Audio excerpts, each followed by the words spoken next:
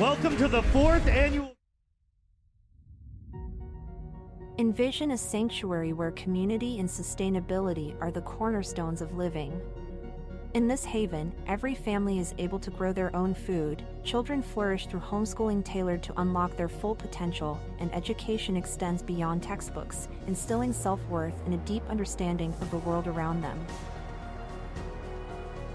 Here, goodwill isn't just an ideal, it's the essence of daily life, where respect for law and order harmonizes with the community's resourcefulness.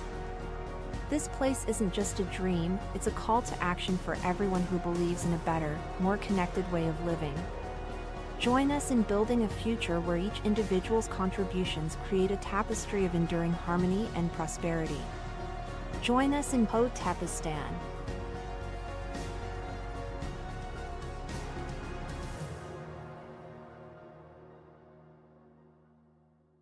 This copyrighted telecast is presented by the authority of Hotep Nation. It may not be reproduced or retransmitted in any form, and the accounts and descriptions of the happenings on the streets, be they the Twitter streets, the YouTube streets, or the streets of Exton, Pennsylvania, may not be disseminated without express written consent from Hotep Nation. If you can't come up with your own award shows, show segments, merch, or other product ideas, just give us a call. Hotep Nation is more than happy to help you grow your brand if the price is right. But stop stealing our shit. Come up with some original ideas or cut the check. Or at least drop a super chat. Damn. You really think we don't know you're watching? Psst. I see dead people. The Grift Report starts right now. 2, 1, boom.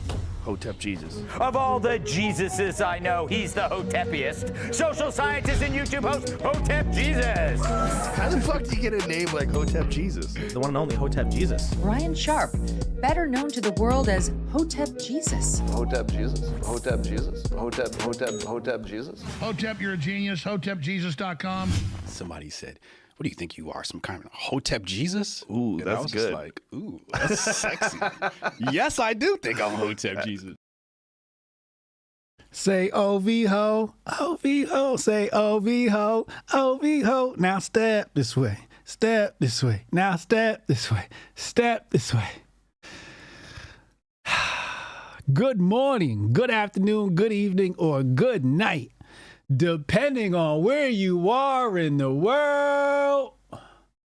Welcome to the Grift Report, live Monday through Friday, 2 p.m. Eastern. I'm your host at Grift God. Hotep Jesus. Hotep Jesus. Hotep Jesus. Hotep, you're a genius. HotepJesus.com. Oh, this a real Hotep brother.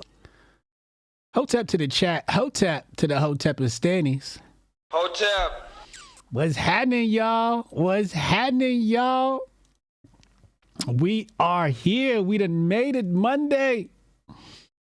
What an eventful weekend. Jabari Judah, $5 soup. He said, I was working like a Hebrew slave last night for today's show. Enjoy.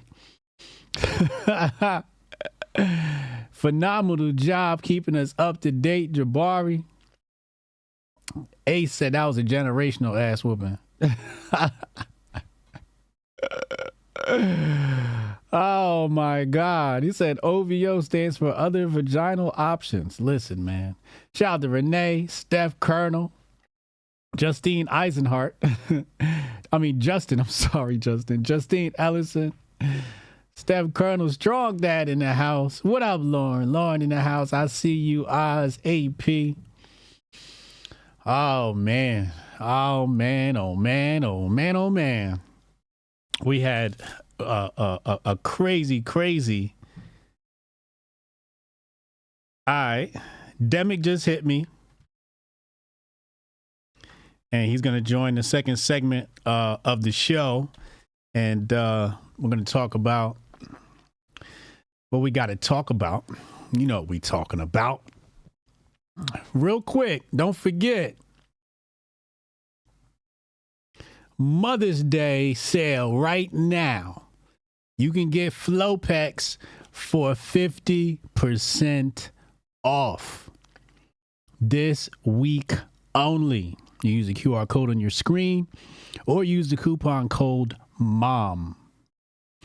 Go to menoforder.com. Get your testosterone support supplement or your brain support supplement or a combination of both, which we call Flopex. Go get that.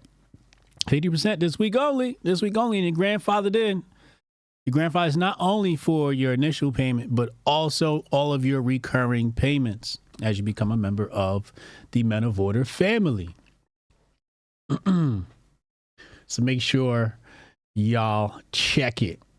Yes, Chad, I ran it. You damn right I ran it. You damn right I couldn't wait to run that disclaimer. That's my new disclaimer.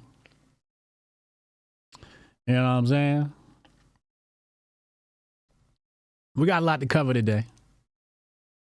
The bag is full. It's a jam-packed bag today. We got a lot to cover. You know we're going to talk about a lot on this show. We're going to get to Drake in a little bit. We got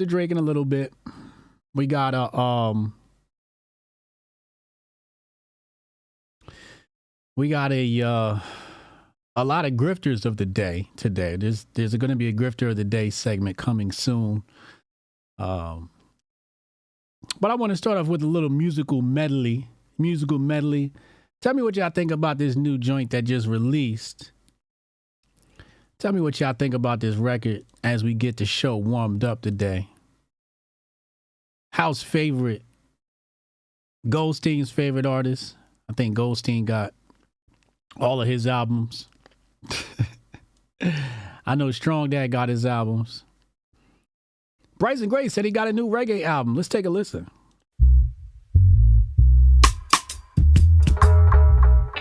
I see war and rumors we'll see more.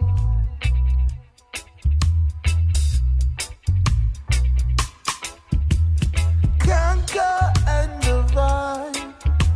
They tell you to pick a side. Will I choose eternal life? And I tell you why. In this generation, iniquity has abound.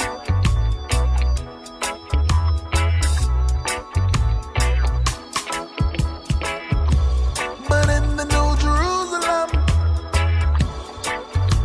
there's no evilness allowed.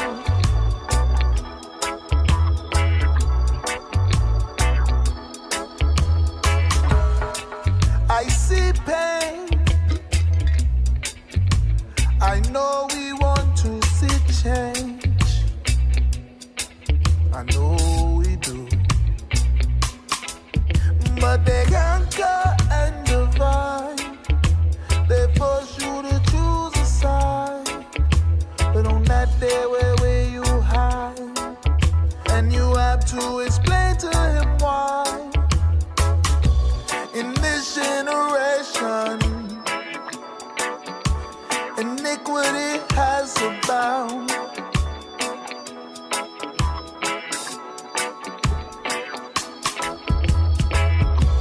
But in the New Jerusalem, there's no evilness allowed.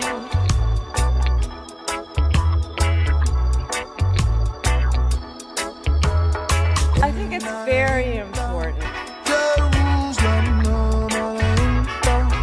Jerusalem, no, no, ain't that. Jerusalem, no, no, ain't The Presbyterian Church in Greater Columbus. but in the New Jerusalem, Reagan, I am strongly in favor of exceptions for rape, incest, and life of the mother. Jerusalem, no, ain't that.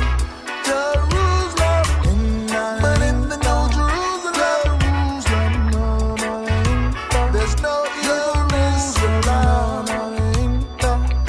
Jerusalem, no, no, ain't that. Jerusalem, no, no, ain't that. Jerusalem, no, no, ain't that. Jerusalem, no, no, ain't that. Jerusalem, no, no, ain't that. Jerusalem. Bryson Gray, New Jerusalem. You heard it here first. Well, some of y'all heard it here first. On the Grift Report, Tari said, getting back to your roots, Hotep. Oh, you know this one. This one is my jam. What y'all think? Five fire emojis if that's the flames. One if it's not. Where y'all at? Chad said, nah, this fire and I really don't F with Bryson that much. Beautiful song. Yo, this joint is dope, man. This joint is dope. This joint is dope. We got some super chats that just came in. Let's check out the fam holding us down. Kelson said, is it too soon to admit that Kung Fu Kenny is kicking a dead body? Listen, we're going to talk about it. We're going to talk about it. The Blackbird, $5 super. Kendrick so goofy, the 11-year-old. Is it Drake's daughter? It's his girlfriend.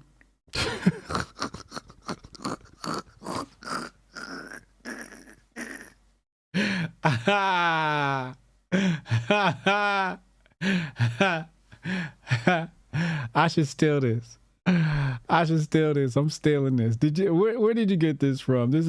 I gotta steal this. Hold on, man. I gotta tweet burglar this.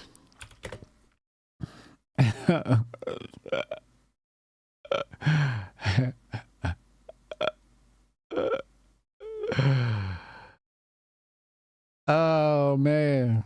Oh, let me get my punctuation right.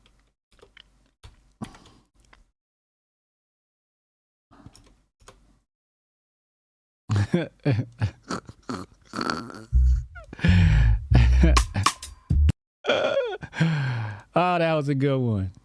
Joe Music said Uncle Hotep won't stand for the Drake slander. Uncle Hotep's fallen off ever since he went away last year and came back with the clone glasses. Goldstein, how you gonna give it 5 ice cubes? Come on, man. All right, Goldstein's gonna come in and talk his shit. Let's get back in the Grift bag. That's our musical moment of the day. You know.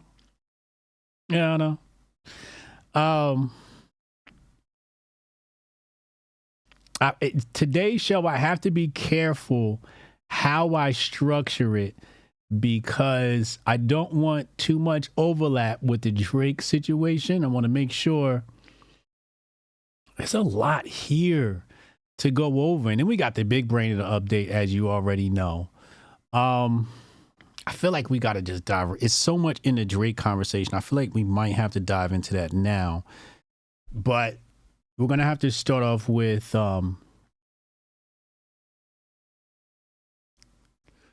Grifter of the Day. Let's start with Grifter of the Day. Grifter of the Day. And then we'll talk about this and then we'll get into the Drake situation. So it says here, a kid launches a coin and pimps out his mom on live stream to pump the coin. Then he rugs it. Never in my life have I seen such a beautiful representation of what our industry stands for. So here they are, the kid and his mom, and, you know, she's teasing cleavage and whatnot. I really don't want to show that because it's the kid's mom, and, you know, I guess I should have more respect for his mom than he does. But the capitalist in me is conflicted. I am conflicted. I am absolutely conflicted. Because on one hand, it's like, imagine your dad walks out on you. Because I know that's what the situation is. I don't have to look it up. This is my educated guess. Your dad done walked out on you. Times are probably hard. Your mom's a baddie. And you're trying to get paid. So in one way, I'm like, you know, I look at what some of these other kids are doing at their age. They are not bringing in no fucking money. These kids aren't making any income. And to me, this could be a cry for help. You know, maybe his mom's is a stripper and he trying to get her out the club. Like, Mom, this the last time you got to strip and we're going to get you out the club. I'm going to show you a better way, Mom. But then it's like the mom's dedication to helping her son. But outside of all that, like the kid took his time to figure out how to launch a coin. Goes live. What is this? Kick? I think it goes live on Kick. Make sure you follow me on Kick. Hotep Jesus over on Kick. Goes live on Kick. Creates the coin. Then has his audience pump it using his mom. So, like, in a way, I'm like, the mom is supporting her son. I don't know. I mean, this is all wrong. I'm sure Bryson would call this demonic. But this kid wins Grifter of the Day.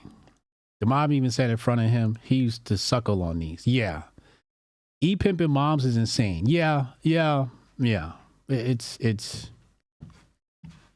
Strong Dad with the $5 super. Can't wait to call in and slamper BBL Drizzles. Also, shout out to Bryce for making me a fan. He's making fire music. Told you Strong Dad was going to come along. There you go.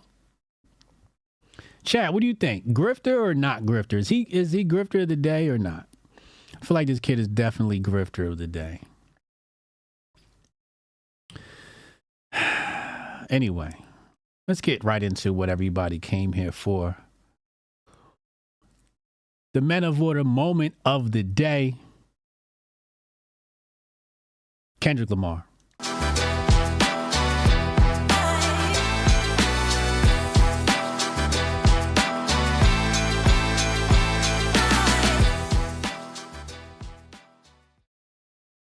Ladies and gentlemen, last week we witnessed the battle begin to heat up. Drake responded with his record Family Matters. And as I predicted this whole entire scenario, by the way. You go watch Hotep's Been Told You. I told everybody, watch Grift Report. I told you what was going to happen. I told you. Hotep's been told you. Hotep, you're a genius. HotepJesus.com. Okay. So he drops Family Matters, and 33 minutes later, Kendrick Lamar publishes Meet the Grams. Okay. Now, when I listened to Euphoria, I told Nerd, I said, yo, this is debate. This is a slow roll. Okay. This is a slow rollout.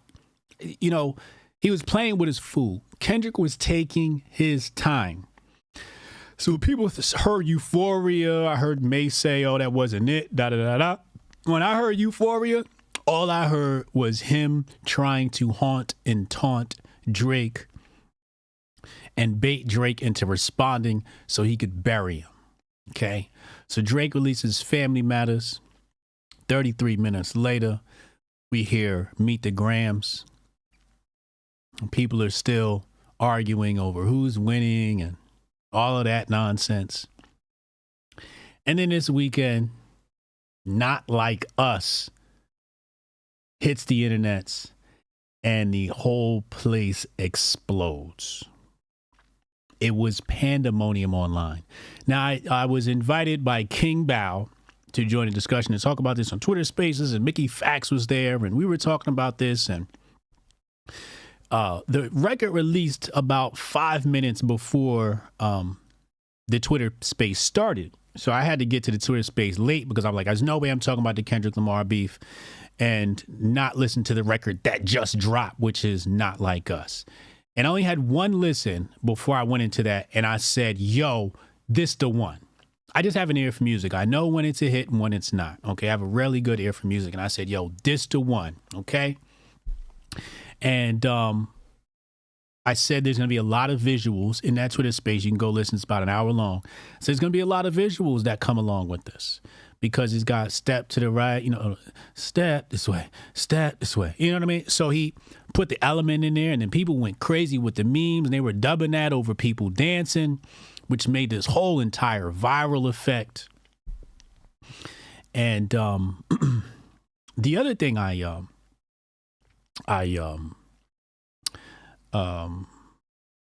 predicted was,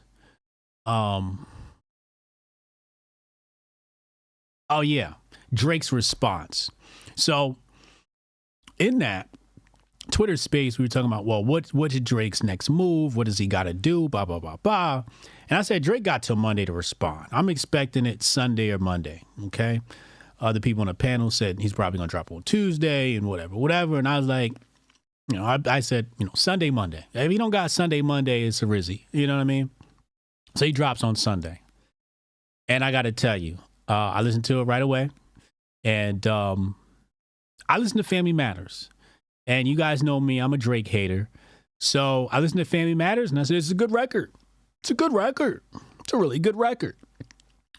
Then I listened to the one yesterday. And I said the same thing. It's a really good record. However, a lot of this is based upon the energy you bring to the record. And the energy was not there on Drake's record. The energy said, I'm getting my ass whooped. First of all, in the middle of the record, Drake talking about he was talking to his mom. So you was getting your ass whooped by the internet so bad your moms had to come check on you? That's insane. That's insane. So bad that your moms had to come check on you. So you got your moms on the record? It was looking really sad. And then he basically quit. So it went from Kendrick was taking so long to respond to, all right, this is my last record. I'm going into album mode and I give up. Okay. And then the other issue with the record is he went on the defense. He didn't even respond to Kendrick. He was responding. I had a tweet go viral. I hadn't had a tweet go this viral, which tells you a lot about the algorithm and how it prefers you to talk about bullshit. But I had a tweet go viral. Okay, and we'll bring it up on the screen in just a second here. I had to mute it. I had to mute the record, the tweet, because my mentions were they were shot. Okay, here's the tweet. It's at 1.9 million views right now. I got 14,000 retweets. The Kendrick Lamar fans had just smashed the internet. Okay, and I said Drake wasn't responding to Kendrick. He was responding to y'all tweets. He was up reading the timeline, sick to his stomach, his Ozempic stomach, his BBL stomach, BBL drizzle. So he didn't even respond to Kendrick. It was more like the internet is making fun of me. Kendrick's making fun of me. Here's my defense. I didn't do it. And that's not what you do in a rap battle. You don't defend yourself. You go on the offense. You go on the offense. The other part is the BBL Drizzy.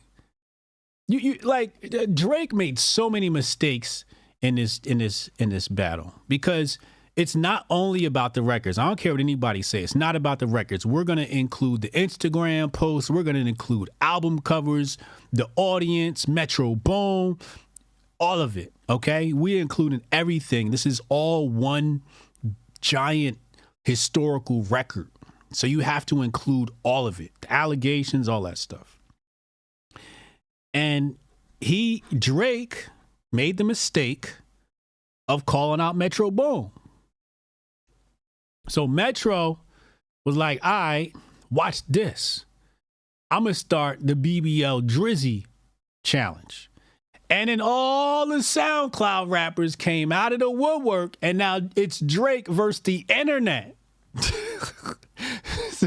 So they done turned Drake into a challenge. Dissing Drake, they done turned dissing Drake into a challenge.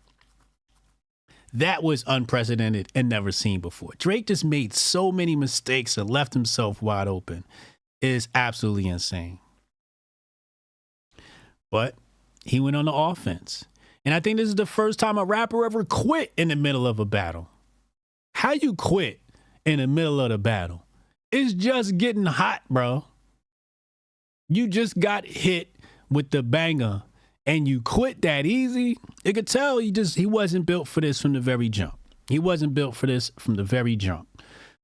The last thing I'm going to say before we go to some of the Drake stuff in the Grift bag, the allegations, right? People saying, oh, Drake don't got proof. Kendrick don't got proof. Blah, blah, blah, blah, blah. Listen. The accuracy of these claims does not matter. I don't care what these fools made up. At the end of the day, This is called music, which is under the category of entertainment, and whoever entertains us the best is going to win. And that's just how it goes. I don't care how many lies either of these guys make up, because I really don't give a shit. I want to be entertained. I want to laugh. I want to see who has the lyrical prowess to annihilate their opponent. This is a rap battle. Think about hip hop and battle in the first place. You listen to hip hop battles, they make up so many lies. You ever see the hip hop battle? Oh, I got this gun and I got that gun and my gun is bigger than the World Trade Center and all this hyperbole. So rap is full of imagination and hyperbole. What it is it's taking something that has some gravity around it. Drake touching on young girls, right? And we got the clips. We all seen the tape. We saw the tape of him on stage with that 17-year-old girl, filling her up, kissing her and shit. We all saw it, so you can't deny it. Kendrick never mentioned Millie Bobby, which tells you that Drake was responding to Twitter and not Kendrick. All Drake had to do was go on the offensive, and what we saw was exactly what Drake is, not built for this. He's soft. That's why he's wearing nail polish and barrettes and acting like a bad bitch with Sexy Red. Because that's what he is. He's a female rapper. He might be the first trans rapper. Hotep, you're a genius. HotepJesus.com. These are the truth of the matters. These are the truths of the matter. He not built for beef, but he was talking big shit like he was built for the beef. And we all knew he wasn't built for the beef, especially not with K-Dot. If there's anybody who's going to destroy him, it was K-Dot. And K-Dot baited him. I told y'all, this debate, Euphoria was debate. Said, ooh, he taking it light. So Drake, will think he can win. Like he's literally saying, here, I'm going to drop this out there to make you think you could win. And as soon as you drop Family Matters, I'm going to take the air out of it with Meet the Grams.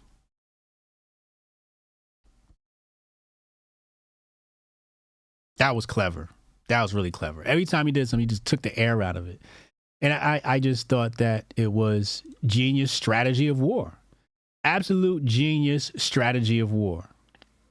Yo, we got 493 watching. Make sure you hit the like button. Make sure you hit the like button. Metro Boomin got the whole world dropping diss records. He low-key won it all. Yo, I don't know why you do not mess with producers. They got too much power. Shout out to Black Falcon. He is now a Hotep initiate. Opinion Junkie said, I try to keep it PG. Bloodstep, $5. Thank you. Said Euphoria was the diss track. 616 in LA was the warning. Meet the Grams was the murder. Not Like Us is everybody dancing on Drake's grave. I like that. I like the way you put that together. Drake too famous to be dealing with little kids. Give me one example of a famous person going to jail. Drake so goddamn dumb. Yeah. Let's go to the internets and see what the internets were saying about this Drake beef and Kendrick Lamar. This is history. This is the greatest rap battle we have ever seen. I'm going to go ahead and say it. This is the greatest rap battle we have ever seen. Here we got our first tweet from the battle. Anthony Castillo. He says, Drake, nah. Kendrick, you're seeing this through. Drake 2 weeks later, this my last track. I'm done. Drake is a clown. Exactly. You taunted that man and said drop. What are you, afraid? And when we saw the gap, right? When Drake dropped and Kendrick waited, I said, yo, the longer we wait, the worse it is for Drake. The longer we wait, the worse it is for Drake. And I knew Kendrick was sitting back plotting. Because Kendrick Lamar is an alien. When it comes to this rap, hip-hop stuff, he is not from this planet. Something wrong with that guy. He thinks differently. And Drake chose the wrong one. He's a true artist through and through. True artist through and through. Also wrapped up in this beef Another grifter of the day. Y'all know who I'm talking about. He been grifting off the culture for a while now. People accuse him of being a culture vulture. Okay? And here he is. DJ Vladimir.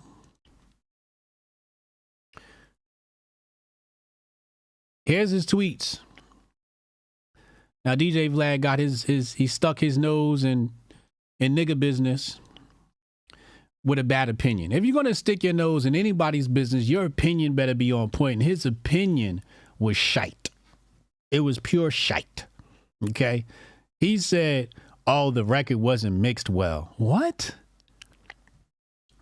What? So obviously, that's Drake money going to work.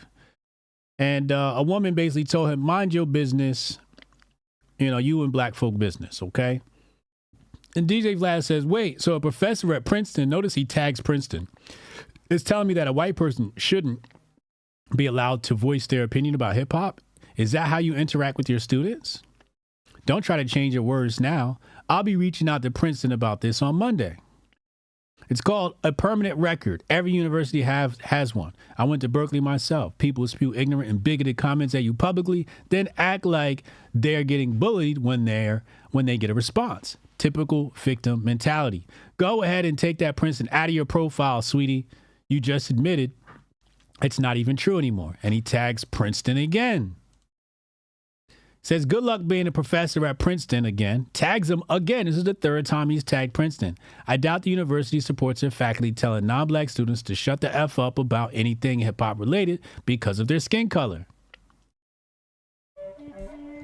And then the story takes a turn for the worst. This woman responds and says, A, lie. He tagged my employer multiple times with the intention to professionally harm me. I didn't troll. I centered black people in a discussion on hip hop and told him to stand down because it's not his space. He's backtracking because he miscalculated. By the way, stop contacting my family. And here's Vlad with the pure cap. Tell me he's not capping after I read this. Since Monday, let me clear the air and state that I never had any intention of filing a complaint to Princeton or former professor Morgan Jerkins, saying that white people aren't allowed to comment on Kendrick Lamar's music. She trolled me and I trolled back. At the end of the day, it created an interesting discussion about race relations in America. I will be discussing it further in my future interviews. Ladies and gentlemen, with the cap emojis in the chat, please tell us how much cap is in this. How much cap is in this tweet? I mean, this is the cap in the hat. This is the cat in the cap. Please drop them cap emojis. We got 613 watching, 111 likes. Hit the like button. They said this Dark Child's niece. Vlad interviewed him a while back. Yeah, you better leave Dark Child alone. They go to caps. Why would he lie like this? Vlad, just say you was being a Karen and apologize, bro. Don't forget to hit the subscribe button while you're here. This is the most fire show on the planet. Why would you cap like that? I should say the realest show on the internet. We keeps it 100 over here, all right? Why would he? Why?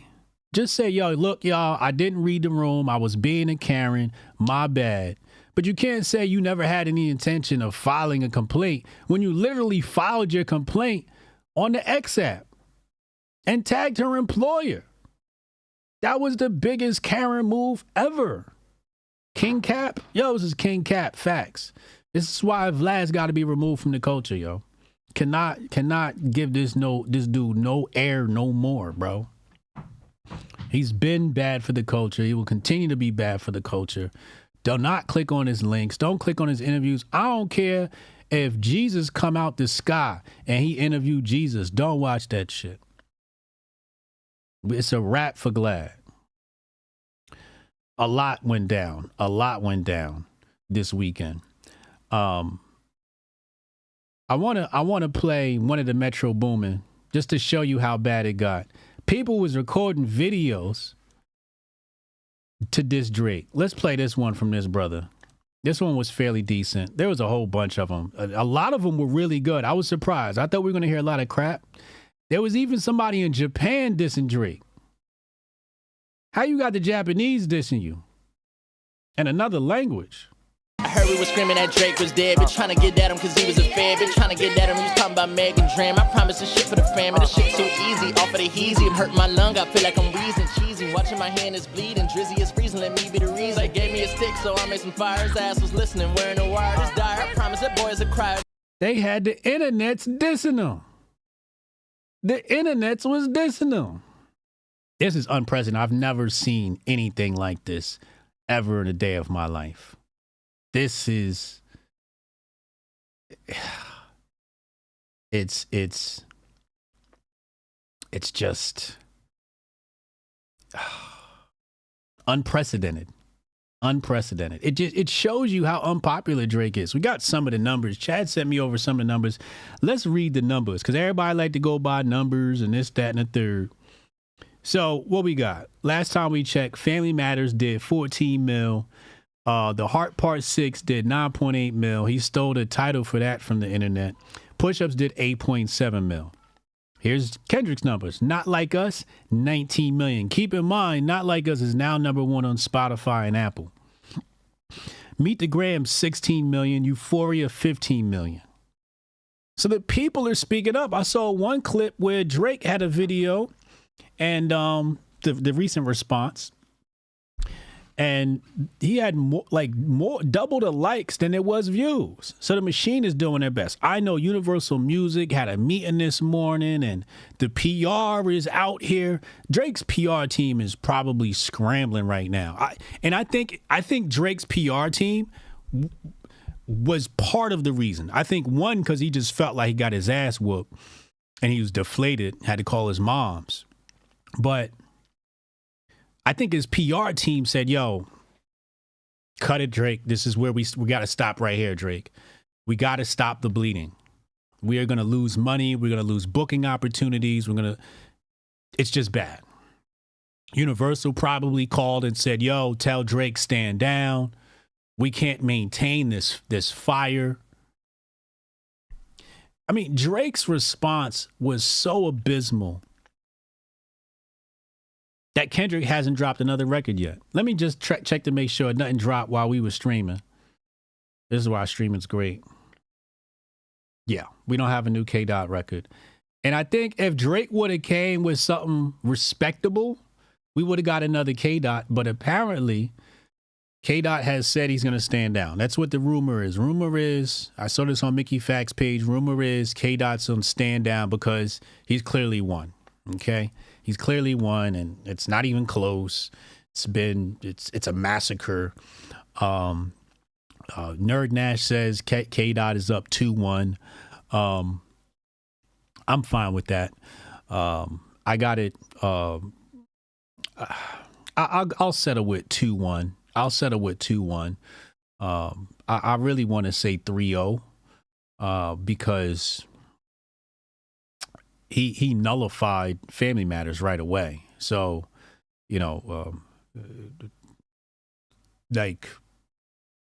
so I guess we're comparing Euphoria to, Push-Ups, but Push-Ups wasn't even about Kendrick. It was about a whole bunch of other people too. So it's just like, what round are we giving to Drake? He didn't win the first round with Push-Ups. So Euphoria beat that. He drops Family Matters and then Meet the Grams drops directly after that. That's 2-0. And then Not Like Us, I got the match 3-0. Clean sweep. This is a sweep. This ain't no. I saw somebody saying this got to go to game 7. Oh, it's a wrap. Drizzy's cooked. He's done. Hotep CBA says Shaka Akmos is dropping gems over the weekend. This rap beef was irrelevant. Listen, I was at the computer yesterday, traded meme coins, listening to Shaka. His stream yesterday was amazing. Amazing. Make sure y'all go subscribe to Shaka Akmos. He was going in. I think it was like a 5, 6, 10-hour stream or something like that. Thank you, Marcus Watkins, with the $5 super.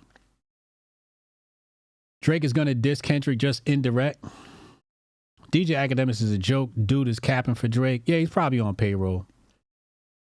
You know, he's definitely in the Drake camp, you know, if not money-wise, fan-wise. I saw Academics TV account. I don't know if DJ Academics runs that account or his team runs the account, whatever. But they photoshopped some lyrics from Kendrick. They are spiraling. The Drake camp is spiraling right now, just reaching for anything. And, you know, Drake just didn't read the room at all in any of his responses. It was just like he completely missed. Mar had this tweet. Mar 2 times. He says, this nigga Drake act like a white woman. How you taunt a nigga to rap? He then raps and you say, I'm done with this. Go make your 100 songs. Exactly. Yeah, this is very feminine. You Tony, you say, yo, K-Dot, when you gonna rap? We waiting for the response. Then you get your ass whooped. You just take your ball and go home. I want better for Drake fans. This is for the Drake fans. This ain't even about Drake no more. I want better for Drake fans. I seen people, you know, responding to me, trying to defend Drake and all this other stuff. I'm like, man, listen. I'm questioning you now. I got to question anybody still on Drake's side. I got to question anybody trying to defend Drake. And the worst one is, well, the stuff isn't even true. I don't care what's true. Who got the better record? That's what matters most. This is a hip-hop beef. We don't know if Tupac smashed Biggie's wife, but it sound good on Hit 'Em Up. Hotep, you're a genius. HotepJesus.com. That's what the people want to hear. They don't care about accuracy. This is rap music. What about rap music is accurate? It's all about hyperbole. It's all about fabrication, creativity, and outlandish claims.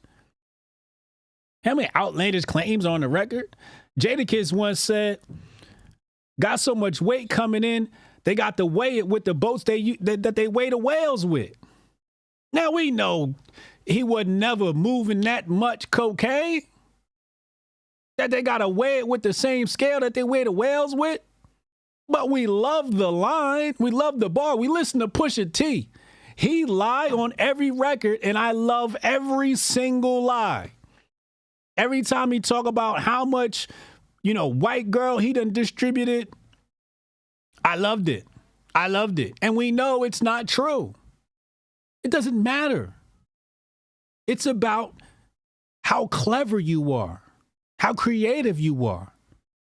So when I see people say, oh, the stuff he said about Drake isn't true, even though it is, I'm just saying to myself, oh, so you're basically admitting Drake lost. Because now here you come like the Democrats and the fact checkers. Oh, here come the fact checkers. What kind of Karen shit is this? Hold on, let's fact check this now. We have to fact check this. Is this true? Is this? Get your bum ass, nerdy white ass the fuck out of here. This is hip hop. Ain't no fact checking hip hop. Hotep, you're a genius. HotepJesus.com. Niggas want to fact check. We ain't fact checking shit. Is the record hot or not? Is we out here crip walking to not like us or not? I asked my 14-year-old son today, because I heard him yesterday downstairs. All I heard was A minor. I was like, oh shit, my son listening to the record? You know, he got his headphones and he got access to streaming devices, streaming services and shit. I don't tell him what to listen to. He just listen to what he want to listen to. He listened to K-Dot. Today I asked him, because I heard him listen to it last night. I said, hey, who won? You think Kendrick killed him? He like, yeah, Kendrick body Drake. I was like, yeah, that's my boy.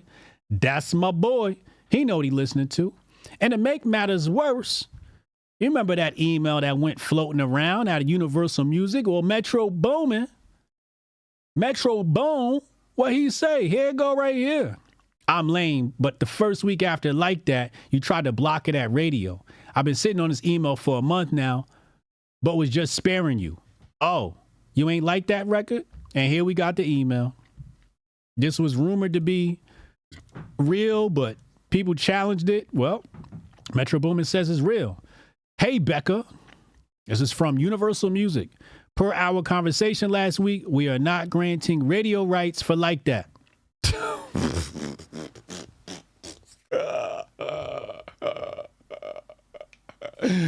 Yo, you got to call the board. You had to call the boardroom. Maybe he didn't call the boardroom. Maybe the boardroom's just trying to protect their investment. That's what I'm going to say. They're like, oh, my God, we got to get a middle of this rap beef. They're not about to kill our artists because Drake is, well, according to Kendrick, he signed a lifetime deal and sold all his rights to his stuff. I don't know what kind of deal he got, but maybe they're looking at it like because of the deal we signed with Drake, we're going to need to collect royalties. And if we can't get placements for his music because nobody wants it or it's going to make us look bad, it's going to hurt our bottom line. It says Epic does not have the right to release this song at radio. Thanks for your understanding and cooperation. And we just did this experiment last Thursday. I said, if you listen to New York radio, I listen to radio. I listen to radio because I'm a researcher. And I want to know what's going into the ears of black people. Specifically, Hot 97 and 105.1. What are they telling us? Because I remember during the pandemic, they was running them jabby commercials around the clock. And I'm like, damn, they pushing this to black people heavy. And what I did was I went to the white stations and I ain't hear them saying commercials running all the time. So I listened to 105.1. I listened to Hot 97 to see what is it that they're forcing upon black people? And I noticed that no matter when I turn the radio on, there's a 50% chance I'll hear Drake. A 50% chance. So during the show last week, go listen to Hotep's Been Told You last week. I said, look, I'm going to go to the website right now because I think Flex was on Hot 97. So I went to 105.1. And the first time I went there, they were playing a record. I randomly went back and played it live on the show, and sure enough, they were playing Drake, an old record. So he got the machine behind him. But this is man versus machine, and man is always going to beat the machine. I told y'all this.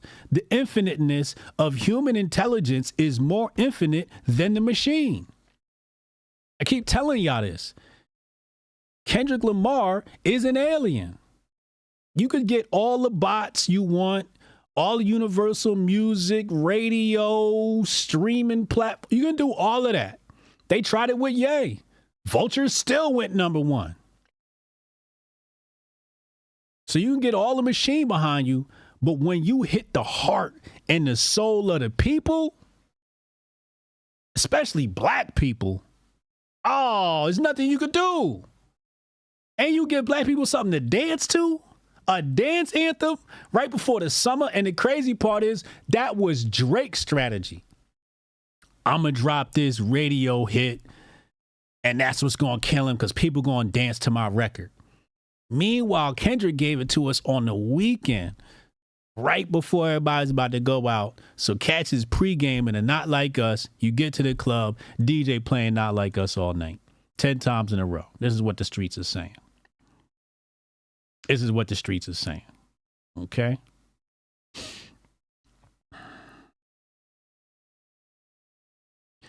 Now keep in mind, today is May what? 6th. So I had this in here. This was tweeted out May 1st. They said this was a leaked email and people tried to deny it. Leaked email. And I had that in here, but I didn't want to cover it. I wanted to wait until it was confirmed. And sure enough, it was confirmed.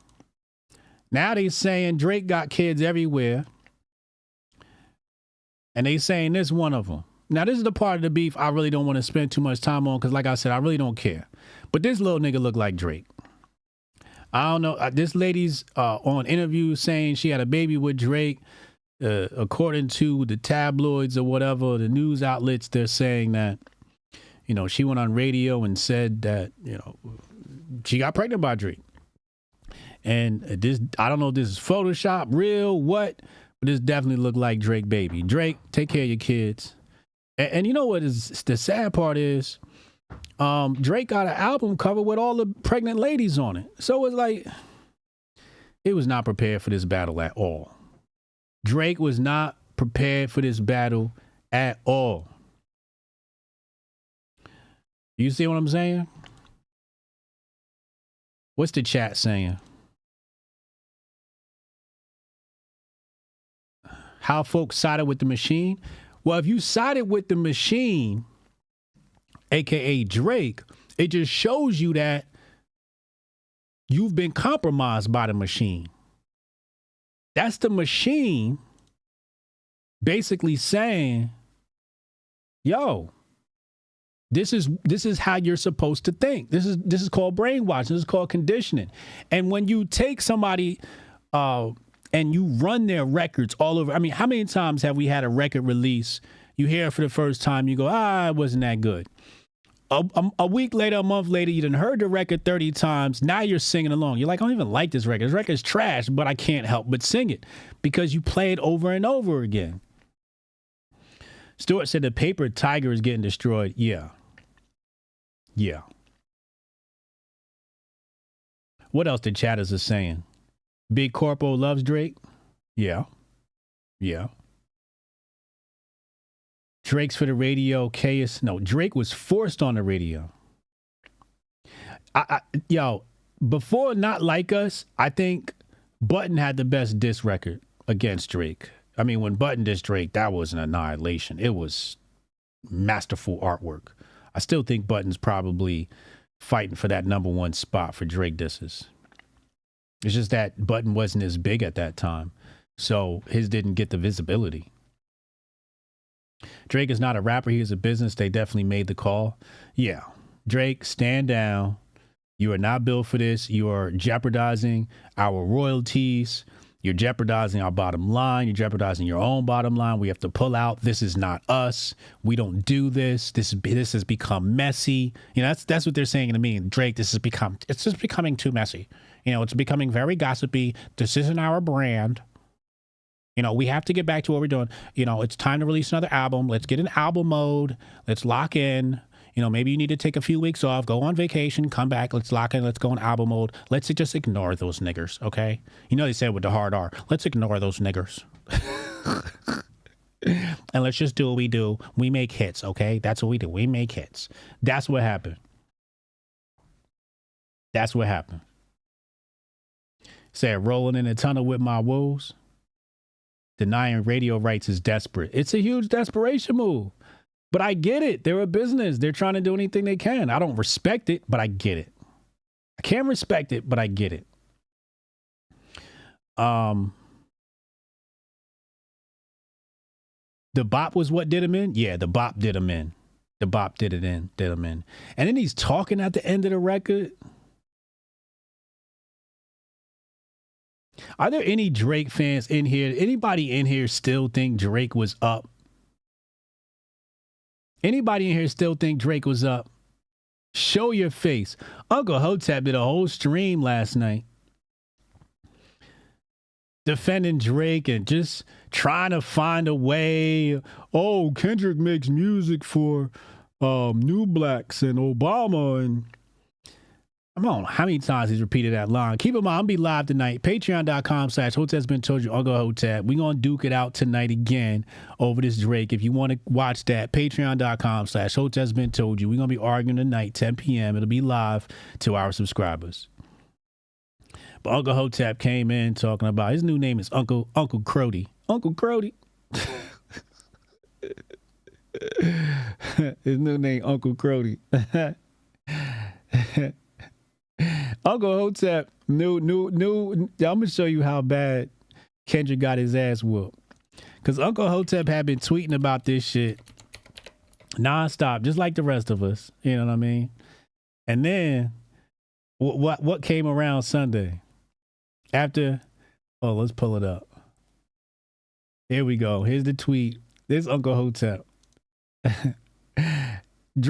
Kendrick drops Not Like Us. Uncle Hotep was like, I'm going back to posting about food. Only beef I'm worried about today. Nigga went back to being a foodie. Hotep, you're a genius. HotepJesus.com. Drake got packed up so bad, Uncle Hotep went back to being a foodie. That's when I knew it was over. I was like, he can't compete with this ass whooping. He don't know what to do. He's scrambling for takes. So bad, he had to vacate. Ladies and gentlemen, this rap beef to this weekend, I got to tell you, was history. It was history. Leon 008 said, Hotep, I still consider it pretty even. How? I got to fight 3-0. You coming in like these boxing judges. Phantom punches. How you got it even?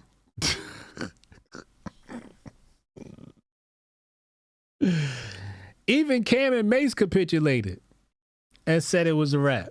Breakfast Club said it was a wrap. Everybody knows it's over. Everybody knows it's over.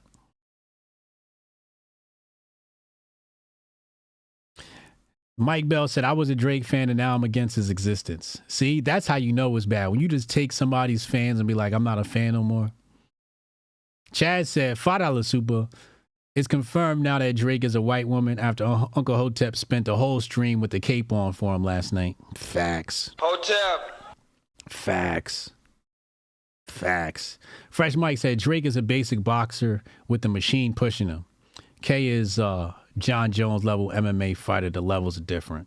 Yeah, this is Tank versus Garcia, right? That's what this fight was. It was Tank versus Garcia. Uncle Hotep sees himself in Drake's father, so he feels that he has to defend him. Oh, man. Why do people think this is fake? Because it's so real. You know, sometimes something is so real, it appears fake. Okay? Sometimes it feels so real, it seems fake. That's how life works. In fact, they say if you want to tell a lie and make people believe it, tell a big lie, right? Tell it so big that people believe it. So lies and reality have a symbiotic relationship. Oh, yeah, then the AI, I forgot about the AI record. The AI record Drake put out. That was trash. And it got deleted because Pac's estate. This is the first rap battle where your record got disqualified and a rapper quit. I don't remember last time a rapper quit a rap battle. I don't think this has ever happened. This is the first time in history anybody's ever quit a rap battle. In the second hour of the show, we're going to go to phone lines. We're going to have people call in and chat. We're going to have Demic join us on Zoom. I'm going to send Demic the link to the stream now so he can join us on screen. And then I'm about to feed y'all some more news. There's some more news we got to talk about here. All right. So Demic could join us in the next hour, but we got to cover some big brain shit. There's some fascinating news hit. Some banking news hit the net this week. Joe Biden shat himself. I don't know about y'all, but this person's right. They said, I had 5 kids. I know what the fuck he's doing. And I don't know, maybe this is clipped up, but the way he stopped and paused, that's definitely how my baby girl stops and takes her shits, you know. So I think that, and I said this on Gutfeld last time, I said, Biden's definitely got a diaper. He's definitely at the stage in his life where he's shitting himself. And that's sad that we have people still pretending like we have a president and we should be voting for him. That's so odd to me. So odd. It's like people who still support Drake are the same people who probably still support Biden. Like those are the same people dealing in delusion in the machine. Like the machine's like, oh, Biden's just fine. Oh yeah, Drake's just fine. This is the illusion of the machine. All right. First of all, we're going to stop by the World Economic Forum. Let's stop by the World Economic Forum and listen to what this cat says. This is very interesting. We got 2 banking updates today. If we think cash is the analog and digital currency is the form of digital, CBDC is the digital form of cash. Today, clearly, we're in a hybrid situation. We're using both. And we know in the past when it comes to cash, central bankers were very much in control with all aspects of cash. And now we're comfortable to the point where the private sector plays a big role in the printing of the cash, in distribution of the cash, and with the private sector, we use interest rates to manage the supply of cash. The same thing is likely to happen with CBDC. Yes, the central bank will have a role, but at some point in time, the same way we don't call it central bank cash, we're probably going to stop calling it central bank digital currency. It's going to be a digital form. Now, remember I told y'all they was going to change the name. Anybody here remember? Anybody in here remember when I said they were going to change the name of the CBDC? They're not going to call it CBDCs anymore. They're probably going to change the name. He just said it. Of the cash, and at some point in time, hopefully, we will be able to be 100% digital. We're going to be 100% digital. So let's recap here. It says right here, they no longer want to call it CBDC. Number two, they want to change what cash means. Everybody know cash is talking about that green stuff in your pocket. You know, the stuff you can touch that's completely anonymous. What they want to do is some 1984 magic trick, change the definitions of things and make, instead of calling it CBDC, they want to call it digital cash. And then completely remove what he called analog or physical cash. And then leave you with digital cash. And then, therefore, in the future, people are confused. 100 years now, people are confused and think that digital cash or cash, because 100 years from now, it won't be called digital cash. It'll just be called cash. And then our grandchildren will be saying, you know, back in the day, my grandpa told me they had physical notes. Really? What was that like? So they want to erase cash. He also mentioned that they want to go 100% digital. So it's all stuff you've heard on this show before. Let's go to the next banking update. You know, we give people, you know, real news over here. We don't just cover the small brain stuff, the entertainment. You know, we talk about real issues, mostly in the sector of banking, money, and crypto. Shout out to the AOC team, Meme Coin, still putting out great content. Great content. If you guys want to support that project, $ AOC over on Deck Screener or Photon. Let's take a look at this. Look at this update. Watch this. This is hilarious.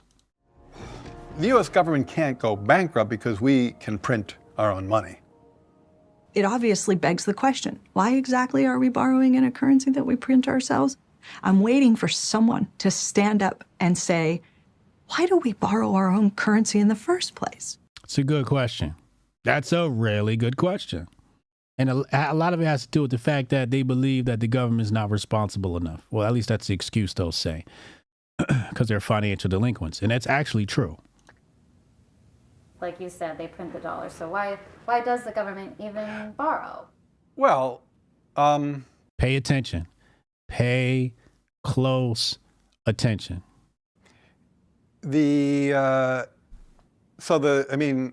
Again, some of this stuff gets, some of the language that some of the language and concepts are just confusing. I mean, the government definitely prints money, and it definitely lends that money, which is why the government definitely prints money, and then it lends that money by selling bonds. Is that what they do? No, that's not what they do. This is chair of the Council of Economic Advisors. Okay? The main agency advising Biden on economic policy. But no, that's not what they do. That's not what they do. Let's correct him actually. Let's listen to him one more time. Money by selling bonds. Is that what they do? He prints money, and then it lends that money by selling bonds. How can you lend money and sell bonds? Isn't it the other way around? You take a bond and you sell it to somebody. And basically what you say is, listen, you're going to give me some currency. You're going to give me some fiat for these bonds, right? So it's an investment because you'll get a return. Maybe it's 5%, 10% after the bond matures. It's not loaning money. That's selling a bond. Because somebody wants an investment. You then take that cash and you can do anything you want with it because you're the government. So you can lend it out, or you can put it into social programs or whatever else. You know, maybe throw a holiday party. Is that what they do? No. They sell bonds. Yeah, they sell bonds, right? Because they sell. Yes, they sell bonds. Bonds, and people buy the bonds and lend them the money. Yeah. So now he's got it correct. A lot of times, at least to my ear with MMT, the language and the concepts can be kind of unnecessarily confusing, but that's facts. The financial system is purposely created to be confusing, just like he said, so you guys wouldn't know what's going on with the banking industry, because none of it makes sense, I promise you, because banks are allowed to take liabilities and list them on assets on the same balance sheet. Make that make sense. But there is no question that the government prints money, and then it uses that money to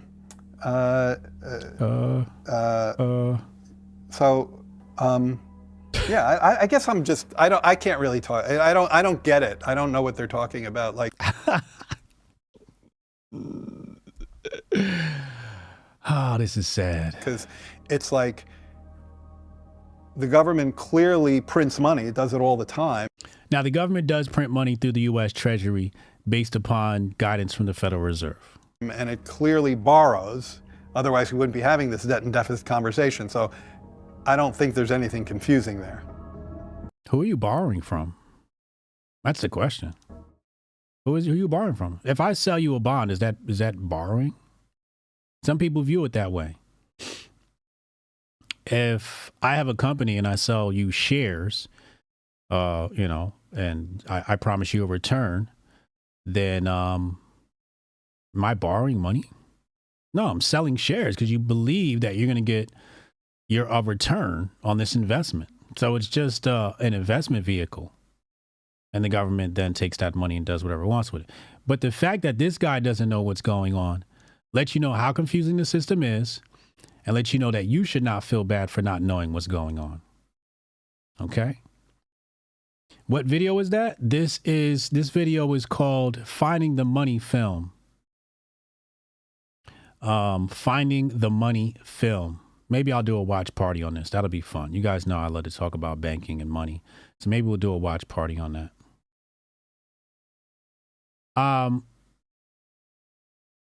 Last thing I want to say about the Drake situation, then we're going to go to commercial break and then come back with Demic.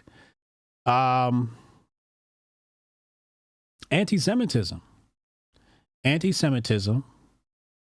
Where's the tweet? I need the tweet. And we talked about this last week. And Schoon gets it. Schoon gets it. And this is what people don't understand about Nick Fuentes returning to the platform. This is what people don't get about the protests at colleges. This is what people don't get about the war overseas. But it says it right here. It says, it may be tempting to join in on the anti-Semitism, anti-Zionist protests, but to do so would just be more lab rat behavior.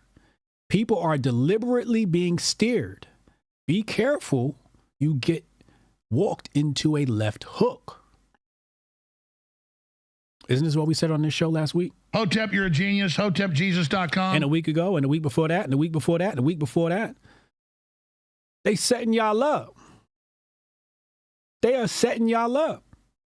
Elon bringing Nick Fuentes back right as that bill was passed is a honeypot. It's a trap. They want to get all of y'all to come out, think it's okay and it's safe to talk about Jewish people so they can legislate and lock people up. That's what this is about. They're going to label your ass Hamas and lock you up. Mind your business. Be a good person. Mind your business and be a good person. That's all you got to do. Don't worry about all this other shit going on. I mean, you can study it and try to be abreast of it all, but don't come out here talking this anti-Jew stuff because it's not going to be a good look for you. And like he said, I think the most potent part of his statement is right here. It's lab rat behavior. It's lab rat behavior. They're baiting you. This is bait. They want you to come out and be an anti-Semite. This is bait. And they're going to use it right back against you. Don't talk about people. That is uncharacteristic, especially of a Hotep or anybody else. Don't get out here and talk about people. You said this when Ye was going on rants. I did not like Ye's rants. I thought it was brave because he's, being Ye and going against whatever you're allowed to say, and he's counterculture. I love people that are counterculture, but I felt a lot of his statements were uneducated. They were just talking points he heard from Nick Fuentes, maybe Milo, I don't know. But I didn't like it when Ye was doing it. I was actually very furious. Like, why is he doing this? Doesn't he know he being set up? Like, he literally got set up. Like, Ye was in a business deal with Adidas, billionaire, about to be in position to really change the world. Then he starts hanging out with Nick Fuentes, and then all of a sudden, now he's this radical anti-Semite, loses 75% of his net worth. Over what? Over what? Only to be a cog in the machine? Only to be that lab rat? I felt like that was a huge miscalculation for Ye. And I love Ye. I love all his work. Support all of his work. But that right there, I thought was just, he got baited. Anyway, we're going to go to the second half of the show. I'm going to bring Demick on. We're going to talk about this Drake beef. We're going to talk about the Drake beef with the callers. So stick around. I'll be right back in about 2 minutes. Welcome to the 4th annual Grifties and the first ever live Grifty Awards. And now for your hosts, Uncle Hotep and Hotep Jesus. Yo, no George, but I can't even breathe in this joint. That's fucked up. He working on that Coon of the Year award. Black people, am I right? We've got some great categories tonight, including athletes. We'll say what's up to your dad. Season's COVID-19. Who did you want? Hamlin? Hamlin's a sleeper. Hamlin's a sleeper. Female, musical, celebrity, people's political grifty, the Hall of Fame, and a surprise category. Y'all see we professional. We got the teleprompter and shit. And of course, the one everyone is waiting for, Grifter of the Year Award. From podcasts to movies. DJ Protocol. Yeah, DJ, that's the time to do it. This is not a grift. I really think Lil Nas X is a gay demon. How dare you? Unlike most modern award shows, none of these women have penises. Women shouldn't speak anyways. Y'all picked the blackest room for a black. Paint the walls white so I can see y'all next time. All coons look alike to me. Some of you white people too. Some of y'all look like you came from 8 Mile. We're halfway through, no one's been shot yet. But I'm going to say at the Grifty Awards, there's only one person more arrogant, more self-assured than me, and that's Hotep Jesus. Grifter of the Year. Clap it up for old Uncle Hotep. Hopefully my kids will watch this and be inspired and stuff like that. Fuck them kids. I'm looking for my wallet. I'm like, oh, thank God he didn't take it. Thank God.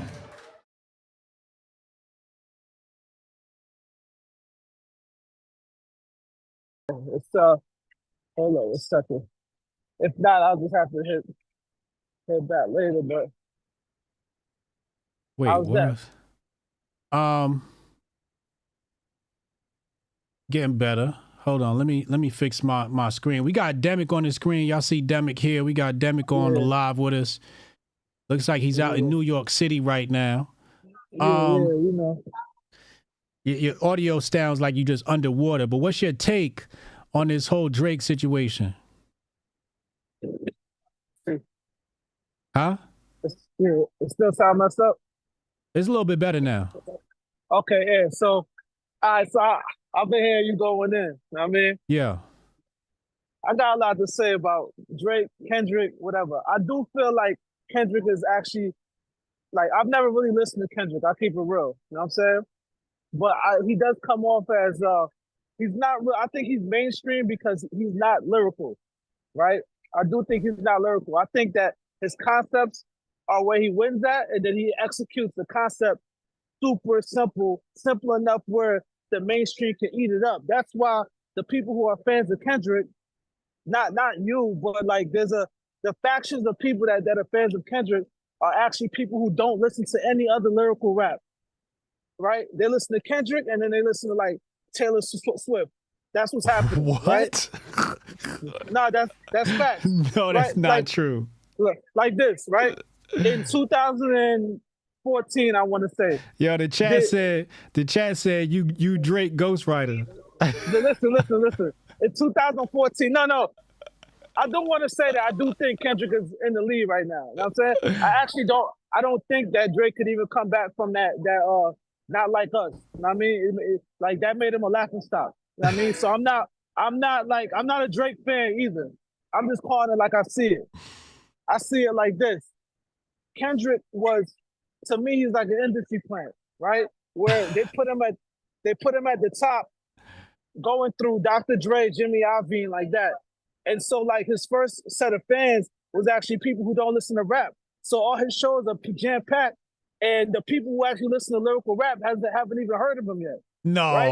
No, that's not true. Bro, Demick, you was there. Yo, did we not host a show with Kendrick Lamar before he blew? I think. Me and you was on stage with Kendrick Lamar in 2012 at Irving Plaza. Right. And where else? At St. John's too. And that's right, St. John's too. At St. John's too. Before that. Before that. Okay, so what I'm saying is in LA, the people that was in that spot was Nipsey Hussle, J-Rock, right? It was a time when J-Rock was supposed to be the guy on Top Dog, and then Kendrick just came in and took everything, and then they had Ab-Soul, right? Yeah. I know what I'm talking about, but what I'm saying is Kendrick came through with this Dr. Dre cosign that nobody else got. So his fans was actually people that didn't even listen. I was talking to Sean the other day. I'm like, when did you hear about Kendrick? He's like 2017 or something, 2016, right? Yeah. And I'm like, yeah, how are you a dude that listen to lyrical hip hop? This guy's the most popular thing out here and you haven't heard of him yet. Yeah. Because it's like some industry plant shit. Anyway, that's neither here nor there. You know what I'm saying? Yeah. As far as the battle goes, I don't like, you're right, hip hop is hyperbole, right? Yeah. And you're gonna exaggerate. And the exaggeration is gonna make you look dumb. So I do like the whole Drake is I don't know if I could say that on the stream. Yeah, we got you. Yeah. But, okay, so Drake is a pet, right? Yeah. And so I do like the hyperbole because we know that he's a grown man running around, never had a wife, never had a girlfriend, and then he's kind of too touchy, emotional with the young girls. We've seen that. So I like to play on, make the hyperbole of he's a pet, right?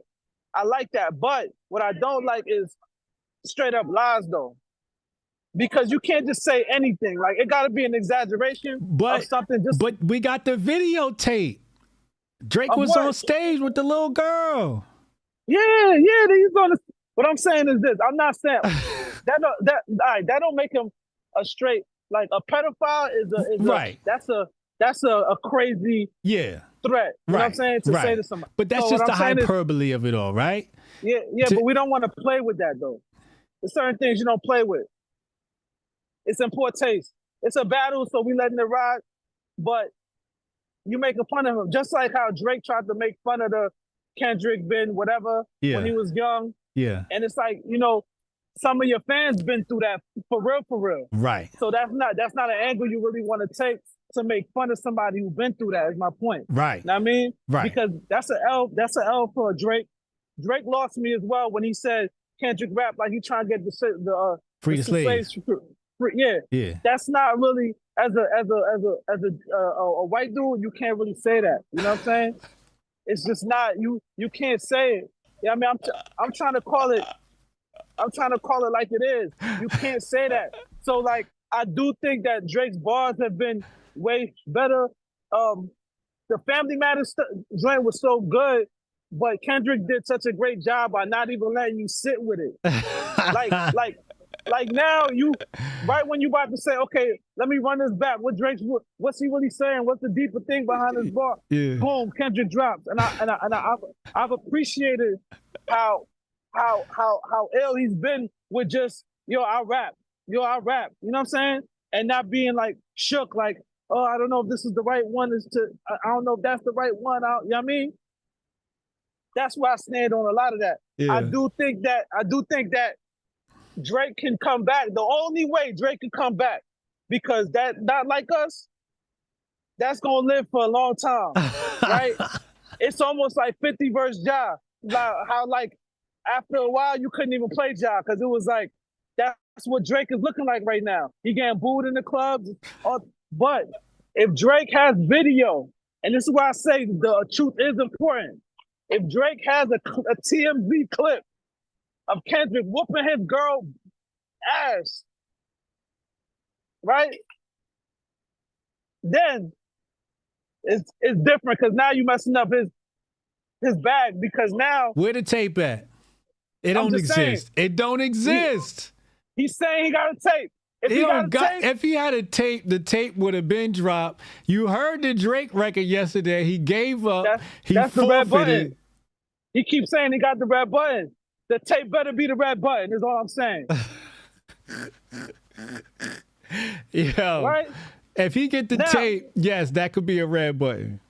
But the tape don't exist. All right, so this is the other thing too. And can you hear me? I don't know if I said. All right. This other thing. This is like the it's battle. Definitely snitching. It's definitely snitching. Is it? No. It's a battle. It's a battle. You know what I'm saying? But it's but I think like this. This is more a battle between what's going on between the type of music we don't really want, what's being pushed on us, and the music that we feel is like soulful. I mean, like the people sided with K-Dot because they just feel like Drake has just been thrown at us and forced down our throat. And it's like nobody has ever really, like, think about how long it was. It was almost like 5 years of people calling Drake names before he was accepted. After like doing like a feature with Ross and a feature with this person, but it took a lot for them to finally back down and say, you know what, he could rap a little bit, he could sing a little bit, he make a little bit of vibey music, I'll rock with him. But it was like forced down our throat. And I feel like even now, even if Kendrick don't got the better songs or the better bars or nothing, the people just like, it's like one of those things like, y'all don't want to hear it. Yeah. I'm like Kendrick winning because of what it represents. Like we're tired of you forcing artists down our throat. We're tired of you appropriating our music. We're tired of you, look, all, right? Culture vulture. Yeah, exactly. This is a culture vulture battle. That's what's going on. You know what I mean? And that's why, like, I feel like no matter what Drake, because Drake is saying that Family Matters joint was hard. But my thing is, like, at the end of the day, it's like, it doesn't matter because it's a culture. You're a culture vulture at the end of the day in everybody's eyes, right? Which is why Kendrick don't even got to say nothing lyrical. All he's saying is, you not like us. That's it. And it rings so hard when he say it. They not they not like us is about to be every sporting team anthem going into a championship game. Facts. You feel what I'm saying? Hotep. This song about to be the song of May, June, all the way down. This is gonna be the cookout song for the next 15 years. That's why Drake is done, for real. Only thing he can do right now is come out. The only thing he can do right now is come out and say, yo, I got the tape of Kendrick beating his girl ass in Vegas, and here it go. Yeah. And now all the fake people, all the fake warriors that want to be like, I don't, you know what I mean? DV, the domestic violence is unacceptable from anybody. That's the only time that they're gonna like, yeah. You know what I'm saying? Listen. Oh, wait. I do not. Go ahead. One last thing. I want to say something about the Kanye thing. I do feel like Kanye was trying to get out that Adidas deal because he realized he could do the apparel that Sway had the answers. He said that. and that he could do the apparel on his own. And the only way he was ever going to get out of that deal, because he was winning so crazy for them, was to go on a rant, being anti-Semitic and all of that. And that's the only way they was going to be able to release him so that he could go do his own thing. Now that he understands, I don't need the establishment to make this happen. So I think that he did it purposely, not being anti-Semite, but knowing that this is the only way I could get off this contract. That's another thing. I don't know if you ever heard that before, but that's what I'm thinking. Yeah. I'm thinking more like Jadakiss. You know what I'm saying? But yeah, I disagree. Kendrick Lamar is definitely lyrical. You know, he what does lyrical mean? Exactly. I feel like lyrical means like you're going to say something in a way that it's not just the surface, right? Yeah. Kendrick Lamar is really, everything he says is like straight to the point. So it's like they not like us. That's Kendrick Lamar in a microcosm. Like if you think about what every bar, there's not one. That's why I ask people, I say, yo, give me one quote from Kendrick Lamar. I ask all his fans, you love Kendrick so much, give me one quote. I love Jay-Z. I could give you 100 million Jay-Z quotes. And it's not about like, it's gotta be like a metaphor, but give me something that means something where it's like he said it in a dope way. So to me, the concept is dope, the albums are dope, the visuals is dope, what he's creating is dope. And then when he goes to deliver it, it's super simple, and that's why it can be digested by the masses so easily, whereas other people who are actually lyrical don't ever get that same look as Kendrick. To me. You saying Kendrick, okay. Bad Title says Kendrick is a storyteller. That's true. I get what you're saying. That's interesting. Hold on. Let me think of a Kendrick Lamar quote.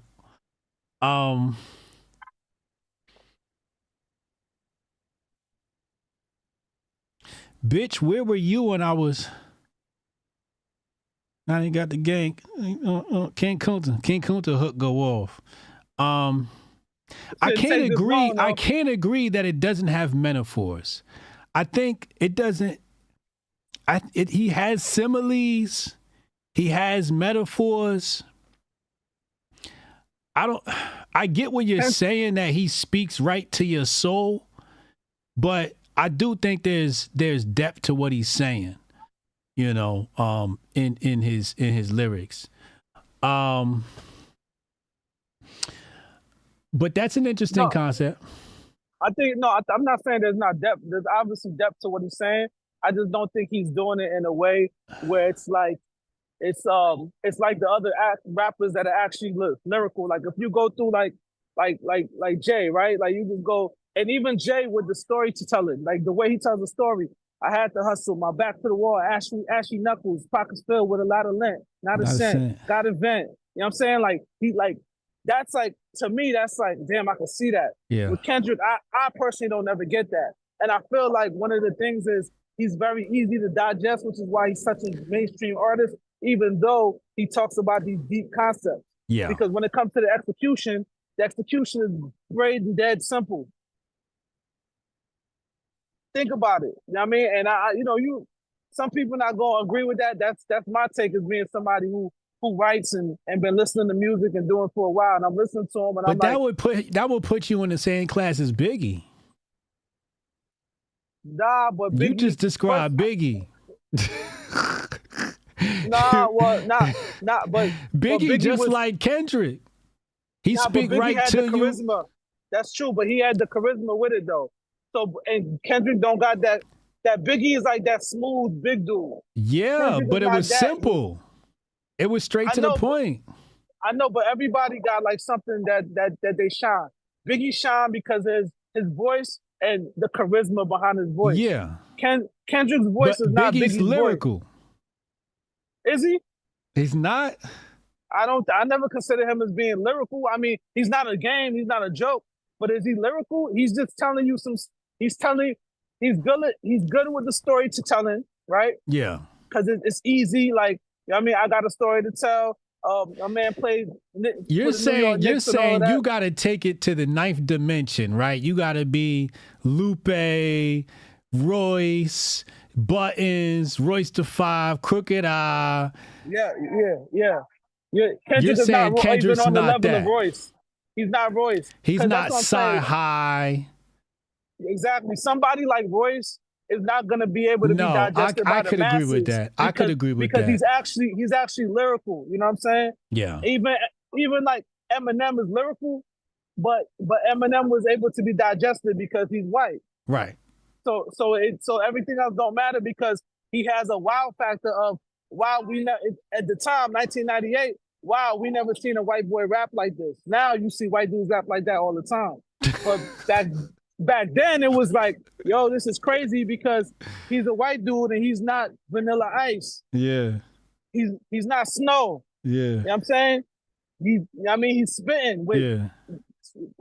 That's how I look at. I disagree. I think Kendrick's lyrical, and there's different classifications of lyrical. You got concept. I will put him in concept lyrical. Like his concepts are like out of here with his lyrics. Biggie, I felt was a lot of wordplay. He was very good with linking those rhymes together. His rhyme was Biggie could rhyme, you know, and that's a different class of lyrical. Then you got the niggas that's on the 9th cloud, right? You got your Sahas, you got your Mickey Fax, everybody, you know, you got your Loaded Lux. Yeah. I get what you're saying. No, I don't think Kendrick's that, but I disagree. I think lyrical is an umbrella. It's not one thing. What I'm saying is this too. Let me get in the joint. I'm out here in Times Square right now doing a promo, right? But what I'm saying is this, right? When we talk about when we hosted the show for Kendrick, yeah, at Urban Plaza or wherever we was. Urban Plaza. At that point in time, did you listen to him? were you listening? No, because you really noticed. Like that's what I'm saying. You running down. You talk about Mickey Fax, Saha. You talking about guys that all these people that are so-called Kendrick fans should also technically listen to. That if lyrical is what they like, right? But they don't listen to that. That's my point. He's like the most digestible shit for the mainstream. The concepts is dope. I'll never take that away from him. I done seen him on an award show coming out with 50 soldiers or something and doing all of that. Yeah. And then when he actually opens his mouth, it's the most simplest shit you ever heard in your life. Right. That's my take on Kendrick. You know what I'm saying? As far as this Drake battle goes, Drake messed up talking about being a half white dude, talking about trying to knock somebody for freeing slaves and all of that is crazy, right? Yeah. That was egregious. And then, that was terrible. Doing AI Tupac was crazy. That was he shouldn't have did that. Shouldn't have did that. That was stupid. But Kendrick making fun of him and got people. The fact that now forever it's OV Ho, right? It's OV Ho forever now. He almost got to rename the label. That's why I say there's nothing he could do. The only thing he could do is snitch, like dude in the chat said. Only thing he could do is snitch and drop the video of Kendrick with the DV charge. You feel me? But that's why Kendrick's the GOAT. That's why he's lyrical. Because I could just hit you with the concept and you done. 3 words and you done. OV Ho. I feel you. That is conservation of lyrics. Well, okay, but think about how simple his diss is. Like what? It's Drake. You don't need to go high levels to diss Drake. I know. And don't forget, you got to still Drake fans. So you definitely can't come with no Buttons rap. You still in Drake fans. I actually also think this too. I think that Drake is losing because Kendrick has more rap fans than Drake does. Facts. And so the people that are engaged in the battle are not Drake's fans, right? They're Kendrick's fans. So it's like being like skewed. It's like no matter what Drake rap, it doesn't matter because the people that are tuned in are Kendrick fans. And you see even like the ancillary stuff that's going viral off of this beef. Yeah. The one girl that got at DJ Vlad. Yeah. Right? Yeah. Because she was on some, oh, you're gonna get at a black woman about da-da-da Yeah. and go to my employer. Yeah. You know what I'm saying? So this whole beef is the people that's in it is really like a racial beef. Yeah. It's not just who's the better rapper, it's who represents what. Now check this out. Niggas is talking about all of the hip hop beef is a distraction from the war and the elections. And I'm like, no, it's embroiled and embedded in it. If you study the rap beef, if you study Kendrick and Drake, you should know how the elections is turning out this year. You should know where the country is headed. I feel you. I mean, this is all a part of the plan. I feel like it's something that Elon Musk said a long time ago. I saw a clip and he was like, you can't just be engulfed in just the problems of the world. You have to do things that inspire you as well. So it's like, I understand when people say that, but it's like, you don't only have to be, and I saw you tweet it, right? You tweeted something, and it went because it was like, you said something like, what did you tweet about it? I saw it a few days ago. About somebody said that, and you basically, you said, the war, you said something about the war, like the war don't got nothing to do with the black people or something like that. Yeah. Right, something like that. So there's different. No, levels I said the rap beef. The rap beef is World War III. It's basically part of it. Yeah. Okay. And you're saying that as far as what, as like Drake, entertainment who's is fighting right now in World War III? You got Israel versus Israel, which is Drake. Thank you. You see what I'm saying? Okay. Then you talk about the girl with Vlad. What's he? Okay. Russian. What kind of Russian? Jewish Russian. Boom. You see what I'm saying? Yeah. So it's like, it's basically the world is just fed up with that side of things. All all around. That's the part people, of it. Now, what how I'm reading it is what you're saying is like you see it on the ground level, like at the top level. Yeah. Like there's a dissension between the Jews and these people, right? Yeah. But that goes all the way down to the ground floor as well. Yeah. Is that what you're saying or not? It's like, symbolic. The hip hop beef is symbolic of what's happening, or what it is that they're manifesting. So the fact that, and it's the dragon year, I told people, all the fake shit gonna get exposed this year. You know what I mean? So, it's gonna be ugly. It's gonna be ugly. But that's what I feel. I think it's all symbolic of where the world is headed. World War III. Drake's Jewish. It's all symbology. It's all the part of the simulation and the matrix of what's happening in the country. And the world reboots off of this cycle. The world has rebooted off this cycle, or I should say, Western civilization reboots off this cycle. Okay. I mean, it's the only thing that's HotepJesus.com.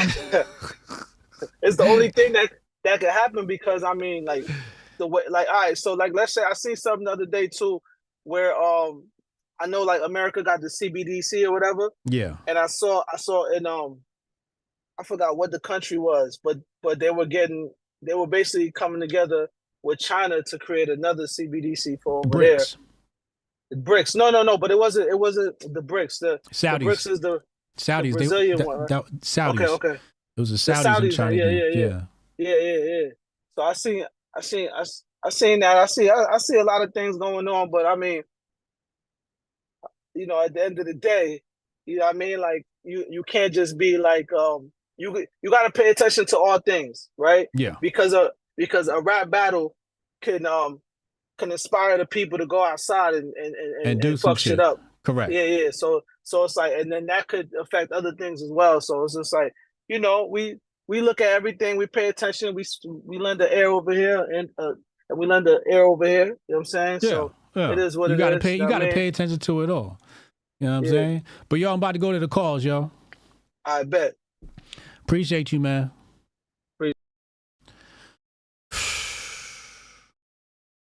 You know? Hey, call in. Text. You know the number, man. Text the number. Come join the stream. I disagree. I think Kendrick's lyrical. I don't think he's the same type of of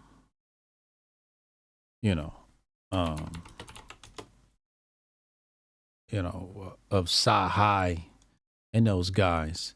But I also think those guys aren't as good as Kendrick Lamar at sending the message and creating the experience of it all. Call from Murphy's Law. Yo. What up? What up, yo? Chilling. So what do you make of all of this? So first, I want to ask you this: Mm-hmm. How you don't got to tell me the exact number, of course, but how old is Demick? Roughly in our demographic? He's like 40-something? I think he's like 2 years younger than me. Yeah, definitely 40s. Okay. Yeah, I thought so. All that was that motherfucking Tupac Biggie beef shit coming up out of him right now. He ain't gonna go sign nothing out of LA, goddammit. No, that's not true. No, that's not true. I'm just playing. I don't know him. I'm just playing. He was one of the biggest. The reason why I say this was he was up on Nipsey before anybody. Yeah. He used to bump Nipsey heavy. But nah, that nigga Demick, he just think different. You know what I mean? And he hypercritical because he rap. He love rap. So. Now I agree somewhat with him. Mm-hmm. Let's not get it twisted about this industry shit and just hanging that mantle on Drake's ass. He's obviously industry, but Kendrick Lamar is just as motherfucking industry. When you getting motherfucking soundtracks from Marvel and your shit is highlighting the NBA playoffs and championship, the whole goddamn shit. Every time I remember that year too. Every goddamn commercial break, I got to hear, I. Every goddamn motherfucking commercial break. That's as industry as it gets. So I don't want that perception to be skewed. Drake and Kendrick Lamar are equally as industry. He got 50 Grammys. That's not true. No. They're just not marketed. You was cooking when you say he was industry. As industry as Drake, that's taking it way too far. Drake is way more plugged into the machine than any of these artists. Drake is way more mainstream. No, plugged into the machine. Yeah, I've always seen the difference between being mainstream and industry. Like Jay-Z has been industry since Reasonable Doubt. But he ain't been mainstream his whole career. There was a crossover period. Jay-Z was never really industry. Jay-Z was never really mainstream. He was never the guy to go number one. With I don't think he's got like too many number one singles. He got that one. I think Alicia hooked him up for that one. Hove mainstream? I don't think Hove was mainstream. But he was on the mainstream side of hip hop. I would say, he was on that side of the spectrum, absolutely. Especially when you're doing songs like Big Pimpin' and you're on the boat and, dames fucking got the champagne everywhere. Yeah. Cutting songs with that little nigga from Atlanta. What was his name? Jermaine Dupri. Yeah. You cutting songs with him. Word. I don't know. I think it's just deals, right? And I think that Kendrick is able to take advantage of the industry because he's an introvert. He's not somebody who is really going to be too high risk for the label. And a lot of, for example, volume. The kid can put out fucking music. You see the amount of volume he put into, and that's a big thing with your contracts. How much volume, how many albums can we actually get at this? Because every album's tours, right? So, and then, they couple that in, like you said, with the NBA, but a lot of that shit just be niggas that's putting the music together, that's putting the commercial together. Like, it be a nigga in that position. So, like, when the NBA Finals is playing and they got to put together the commercial, it be a nigga in charge of music. And he be like, yo, we put this is the joint we going with. This is what's hot right now. Sometimes it just be that, and then the licensing gets cleared, you know? I don't think Kendrick does not get nowhere near the same. You just go by radio spins. Drake gets all the radio spins, bro. It's not even close. Yeah, he's a pop star. Yeah. The nigga ain't no rapper. He's a pop star who raps. That's it. You know, there's been others. Taylor Swift did it. Remember she cut that motherfucking rap with what's his face? The bitch was a pop star who rapped. Yeah. Right? Miley Cyrus.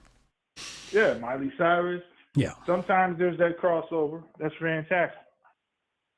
You know, but listen, like you said earlier, man, this shit is a fucking rap battle. I'm tired of these motherfuckers talking about we need evidence. Nigga, how many motherfuckers did Nas kill in Ether?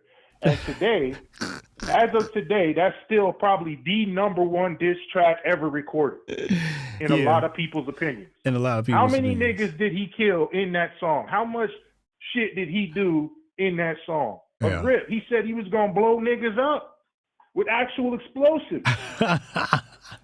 All right? Ain't none of that happened. Ain't none of that was ever gonna happen. There was never a threat of that happening. It was just him talking his shit. And that's what a rap battle should be. Right. You know? Talking shit. You got your boy, your Jamaican crossover boy, tweeting, well, when I grew up, it was rap disses were all about truth. No, they wasn't, nigga. No, they wasn't. Ever have they been. Truth is a cherry on top. But that's not the point. Yeah, truth is a cherry on top. Man, it's like, come on. And if that's the case, the only real nigga in the industry that I would fucking hang my hat on is the dead nigga from Chicago, Vaughn. Oh. Because he actually did the shit he was talking about. Yeah. So he's the best battle rapper ever then, under their motherfucking definition of what battle rap should be. Mm-hmm. Because he was real. Now, fuck all that. I don't know if that nigga out there raping kids. I don't know if Kendrick out there whooping on motherfuckers. All I know is neither one of those things should be mocked. Neither one of those things. Mm. Drake did both. That's an L. Okay. I don't know if I don't know if them niggas is working together. I don't know any of that. Mm-hmm. Because there's a lot of that that's going on. Oh, they just came together to do this shit because their fucking label told them to do it. All right. Mm-hmm. I don't know. All I know is Not Like Us got me wanting to crip walk, and I ain't gangbanged a day in my life. Oh, this a real Hotep brother. Nigga, I was upstairs working on my shit. Like, how this shit go again, nigga? Man, I had elbows up and some more shit. And I live out here with these niggas. I'm surrounded by nothing but Crips, nothing but Bloods every time I go to Phoenix. You know, I don't live in Phoenix, but every time I travel out there, fuck around in Phoenix, Tucson, that's where all my homies are. They were all into that shit, you know what I mean? I felt like it was 96 when that shit dropped. Nigga. I heard it right away, nigga. Go back and listen to the Twitter spaces, me, King Bow, with Mickey Fax, and it hit. And I said, yo, Bow, this the one. Kendrick got it. This the one. And oh my God. I saw it. I saw it because at the end, when I heard the whole, first of all, he gave you a hook. He gave you verses. He gave you a bridge. He gave you a B section. Actually, a couple of B sections, and allowed people to dance. Like he was like, now this way, like when I heard the call back in there, the call back, OV-ho, now all say that shit. OV-ho. He threw all the elements of the live field performance. Do you know what it's gonna be like when he performs that record? Man, I wouldn't be surprised if they tell him he can't. Yeah, you can't perform that ever. Stick to fucking Black of the Berry, nigga. Yo, he whooped Drake ass so bad he stopped putting out records. Bruh. He like, yeah, he did. You can make 100. I don't even care no more. You goddamn right you don't care no more, nigga. He took the breath out your lungs. It's all gone. You know how, like, when you doing something, you doing hard labor, and you hit your hand with a hammer, or something hit you in the leg, and that shit hits you hard, and you just like, I don't even want to work no more for the rest of the day. That's it. It ain't broke nothing. It ain't tear nothing up. But yeah, that pain was just like, nah, I'm good. This shit gonna have to build itself now. Yo, that's what happened to Drake. The part that killed me, the chat is right. The chat is right. The chat said it was the history lesson. That's the part that took it home for me. Like, here, let me show you what happened. Because, and bridging off the fact that Drake missed with the slave line. So he's like, this is what happens with they try to get richer off of us. Then he connected it and he was like, you not a colleague, you a colonizer. When I heard that, I was like, oh shit, the culture is gonna go up for that. Yep. And exactly what the fuck happened. And you know, he talked about, naming each artist and what happened. He said, Thug make you feel like you slime. Yeah. 2 Chainz said you was good, but he lied. I was like, oh shit. Oh my God. Listen, that's the shit that I bet you that line that's the line that made Cam and Mace change their motherfucking tune. But they was like, yeah, we ain't going at these niggas. That's our core audience right there. Them niggas. We ain't siding with Drake. It's gonna have us losing motherfucking bread over here. You see how they changed back, right? They got back on course. Yep. It ain't had nothing to do with the fact that nigga made a bop. It had everything to do with the fact that Drake is now firmly planted in the fucking category of colonizer, white man, Jew, whatever the fuck you want to throw on him, pedo, all that shit, right? Yeah. And that's another thing. How you strip a nigga? Go ahead. I was gonna say, all you motherfuckers out there talking about, oh no, he fed him that shit. Nigga, shut your ass up. Let me tell you something, all right? Let me tell you something right now. Drake is not Drake. Drake is a team of niggas, all right? Right. That's what Drake is. Yeah. He's an institution. He don't think for himself no goddamn more. They think for him. And there ain't no motherfucking way they was gonna sit in a boardroom with him talking about, you know what we finna do? We're finna make you look like a pedophile. We're finna make you look like you got illegitimate kids, and we're gonna do it all just to stick it to this nigga. Yeah. No, that's not how that works. Because even if the shit is untrue, it's still finna land. People are gonna believe it, and that's gonna fuck up your money. That shit wasn't fed. You don't think, oh, you know what? Yeah, I got it now. I'm gonna make him think I got kids all over the place, and that I'm a pedophile and some more shit, and he gonna take the bait, and he gonna say it, and no. Who the fuck thinks like that? Yeah. Come on with He that contradicted old himself. Each one of his records had misses in them. So that's why I'm like which rounds are we giving them to Drake? Like, he got a couple of misses. Listen, it boils down to one simple equation, and I'm gonna close with this. It's one simple equation, okay, when it comes to this rap battle shit. It's that you, above anything else, have to be believable. You don't have to be right. You just have to be believable. Right. And when it comes to battle rapping, there's three things that's the perfect formula. Is you gotta seem like you're better than him lyrically, right? That's the technical shit. But then the shit that you're saying, you got to seem like you tougher, and you got to seem like you are maybe even like bigger or more grandiose than you really are as far as money or whatever the fuck. But mainly the tougher one. That's why they spend so much time talking about they're gonna shoot you with guns the size of the Empire State Building, like you said. All right. There's no motherfucking way that you can get. I don't give a fuck what their lyrical ability is. If they're even par, whether they are very good, great, or they both suck. If they're even lyrically, there's no way anybody is going to believe a half-white Jew from Toronto is tougher than a nigga from Compton. That's true. There's just no way that's ever going to happen. So already you lose in that match. Yeah. Lyrics are comparable, all that shit. Money's comparable, lyrics are comparable. But when it comes to, nigga, I'll bust your ass, you going to believe Drake or you going to believe Kendrick? And well, we saw the tape. We saw Drake in the gym boxing, and we saw Kendrick in the gym boxing. And I got Drake winning. I mean, Kendrick winning because Drake just looks like he's leaving himself open. His right hand is low. He's very high. His chin is not tucked.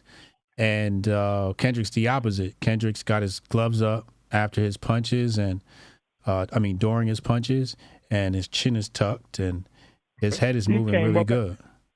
He came up actually doing it, and Drake learned his shit from Billy Blanks. That's the difference. Oh, this a real Hotep brother. Billy Blanks VHSs when he was younger, and Drake came up, or Kendrick came up actually in them alleys, man, sleeping niggas or getting slept. Right? That's how you learn. That's the difference.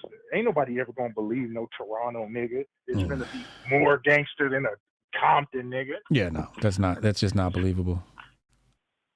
That's it, man. That's it. Look, we firing this bitch up tomorrow though. Who? We gonna talk about this, me and you. What?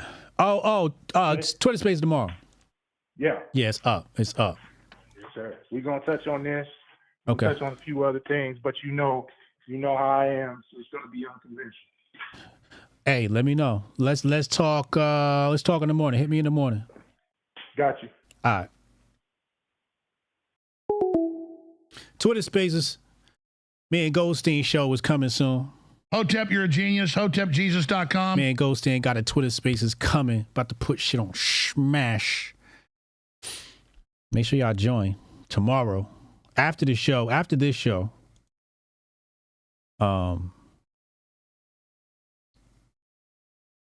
After this show, we gonna talk to him. Did Kendrick drop? Yo, listen. I know he not. I want him to.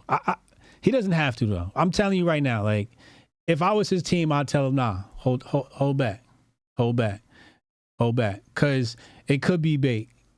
Drake could be baiting him. I know he's not. He's definitely washed. You heard it in his voice. Call from Strong Dad. Strong Dad.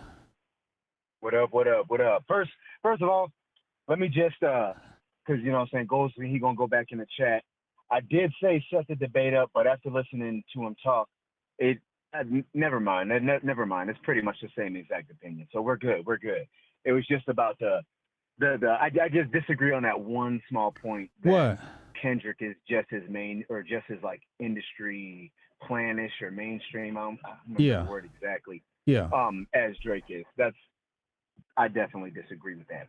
But outside of just that point, I pretty much agree with everything else you said. So you know what I'm saying? When you see set the debate up, Goldstein, just know that was just me eager to take a shot, but we're good. Anyway, you dropped the ball. You should have had a Kendrick quote off the top of your head, and I'm disappointed that you didn't, because it made it like, come on, man. Why did I weep when Trayvon Martin was in the streets? Because gang banging made me kill a nigga blacker than me. That's the truest, realest thing. That's the truest, realest quote of all of the quotes you've ever said. Why did I weep when Trayvon Martin was in the streets? When gang banging made me kill a nigga blacker than me. Oh yeah, that was fire. At the end of Blacker the Berry. Yeah, that was fire. That's why I love that song. Absolutely. That was fire. From That's the a bar. top to the bottom. There's a quote. So, but anyway. There's a quote. I'm gonna have to. Matter of fact, I'm gonna get that tatted. But anyway. Yeah. Before I get into this, you know what I'm saying, this Drizzy rant that I got. Mm-hmm. You know what I'm saying? I just want to say that, you know, Kendrick made it very clear that he was rapping to 80s babies when he did ADHD. He made it clear. Okay. So when you listen to the way that he raps about things, even when you listen to the way that he evolved, you know, he is mainstream Hotep. But most dudes in my age group, they don't find Hotep through the, you know, they find it through some sort of medium, and he's one of those mediums. He was accidentally mainstream Hotep when he did the Damn album, when he did To Pimp a Butterfly. Section 80 is hood shit. All of this shit before is hood shit. But you can watch his transformations. Yeah. Just like with Nas. That's why I love Nas as an artist, because Nas, you know, he went through all of these phases and he didn't keep you out of the loop, you know what I'm saying, and just rap one thing the whole way through. He lets you know this is where my head's at, and real niggas, their heads are at the same place.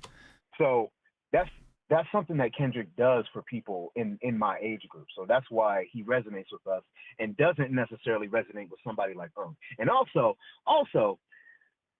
as somebody from the East Coast, we are the most biased people with lyrics. So I never ask a New York nigga his opinion on music ever, because a New York nigga's gonna want lyrics. He gonna want you to be like bomb atomically, Socrates philosophy. And if you don't do that, then you're not fucking lyrical. And listen, I have a tendency to be like that also, but I think that it's good in this scenario to be impartial.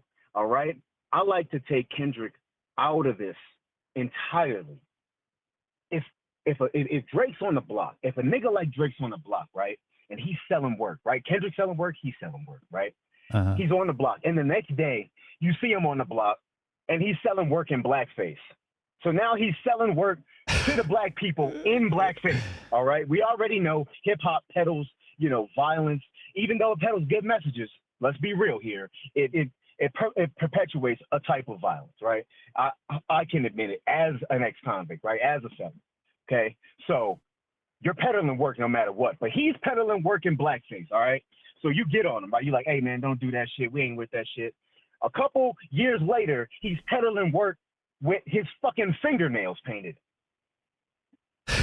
In real life, are you going to fuck with a nigga like that? In real life, are you going to fuck with it? And if you can say no, then you should already be against Drake, even if Kendrick, even if this was not even about a diss. Yeah. Even if, let's say we were just talking about Drake. I don't know no real nigga that's with shit like that. Period. And to me, that's where it should stand before you even insert Drake or insert Kendrick into this conversation. But let's insert Kendrick into this conversation. One of the things that got on my nerves was people was like, well, you can't play this in the club or whatever. Nigga, when the fuck do you want to twerk your ass to a diss track in the club? Who the fuck dances to ain't no real nigga dance in the ether. You listen to some shit when you about to roll on a nigga, right? When you about to do a hard ass workout, right? You in the mood to feel devilish, right? You in demon mode. That's when you listen to a diss.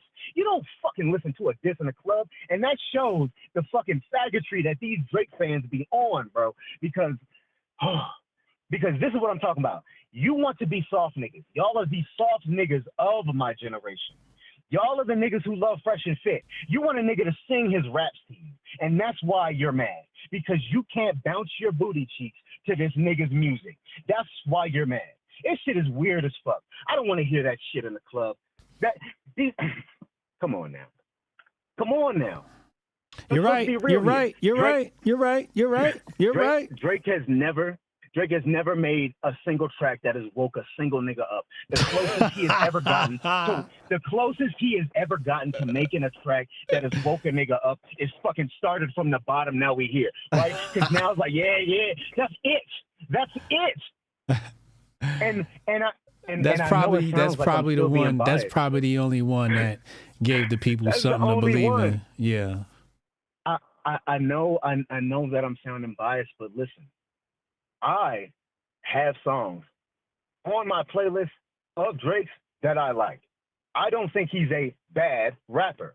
I'm impartial enough to say he makes good music. It's not bad music. But even when I listen to that shit and I compare it to other niggas, I can tell he's not a real nigga. And at the end, listen, if y'all didn't accept Logic, why the fuck are y'all accepting Drake? They're both equally black and white. They're both equally as black and white. They got a black dad and a white fucking mom. If you don't want to hear Logic say nigga, why do you want to hear Drake say nigga? That's true. That's true. And to put a fucking cap on it, all right? I would rather listen, like I said in the chat, I would rather listen to Logic rap about being biracial every fucking day than listen to one song where a nigga has to deny being a pedophile 8 fucking times. That shit's weird. You can't even rap that shit. You can't look cool and go, yeah, man, I ain't never touched no girl. Nigga, like, you look... In prison, when a nigga is in denial mode like that, we don't trust him. We don't fuck with him. Even if he's telling the truth, you already suspect. You suspect, and you don't fuck with suspect niggas. That's all I gotta say. That's it. All right. Appreciate you. Much love, y'all. Hotep and Bill. Hotep and Bill. Damn. It's a lot of vitriol for Drake in the callers today. A lot of vitriol, Drake.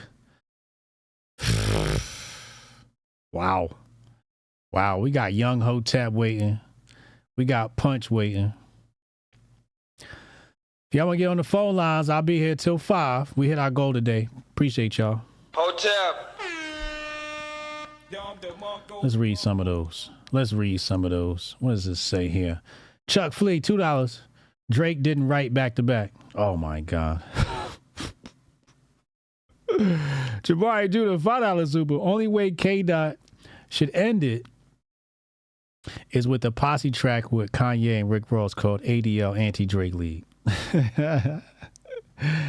One last one with the feature. Yo, I think he might have a track with Kanye in the cut somewhere, but a finisher for Kendrick would be, this is Kelson, $5 super. A finisher for Kendrick would be to do a show in Compton and have the crowd screaming they not like us. Yeah, this show is going to be insane. That crowd is going to go up, and he's going to perform it more than one time, and that's going to look scary. You know what that? Yo, he could tour off the single. He could book right now. He could book Madison Square Garden right now, tonight, and sell out.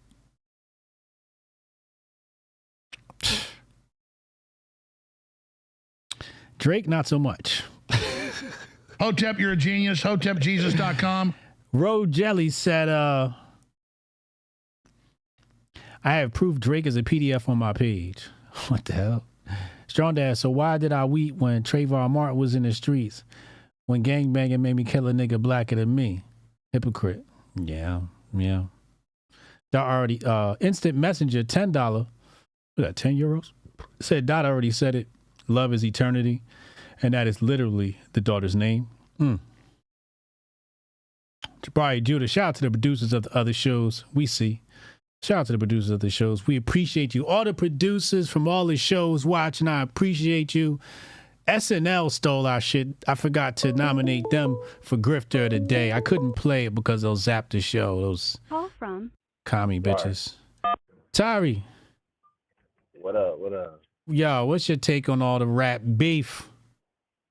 Oh my God, man, this is amazing. Who you got? Who you got? You already know who I got, man. My nigga. Oh, this a real Hotep brother. What do you mean? I was surprised that you didn't have a quote. I'm sorry. Come on, now. I'm sorry. You know the quote? The first one that came to my mind? What? Hotep shit. I got loyalty, inside my DNA. I was going to come with that, but I didn't want to do hooks because I was like, he wanted quotable, so I tried to come with something that was not a hook. I saw that N95 too. You're back outside, but they still alive. Whoa.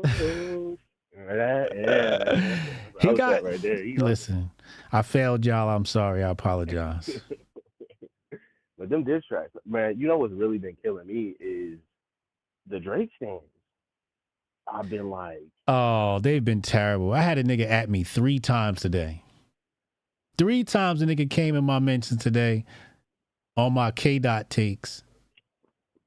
talking shit, talking about, whatever. I'm just like, bro, how am I the fan and you in my mentions?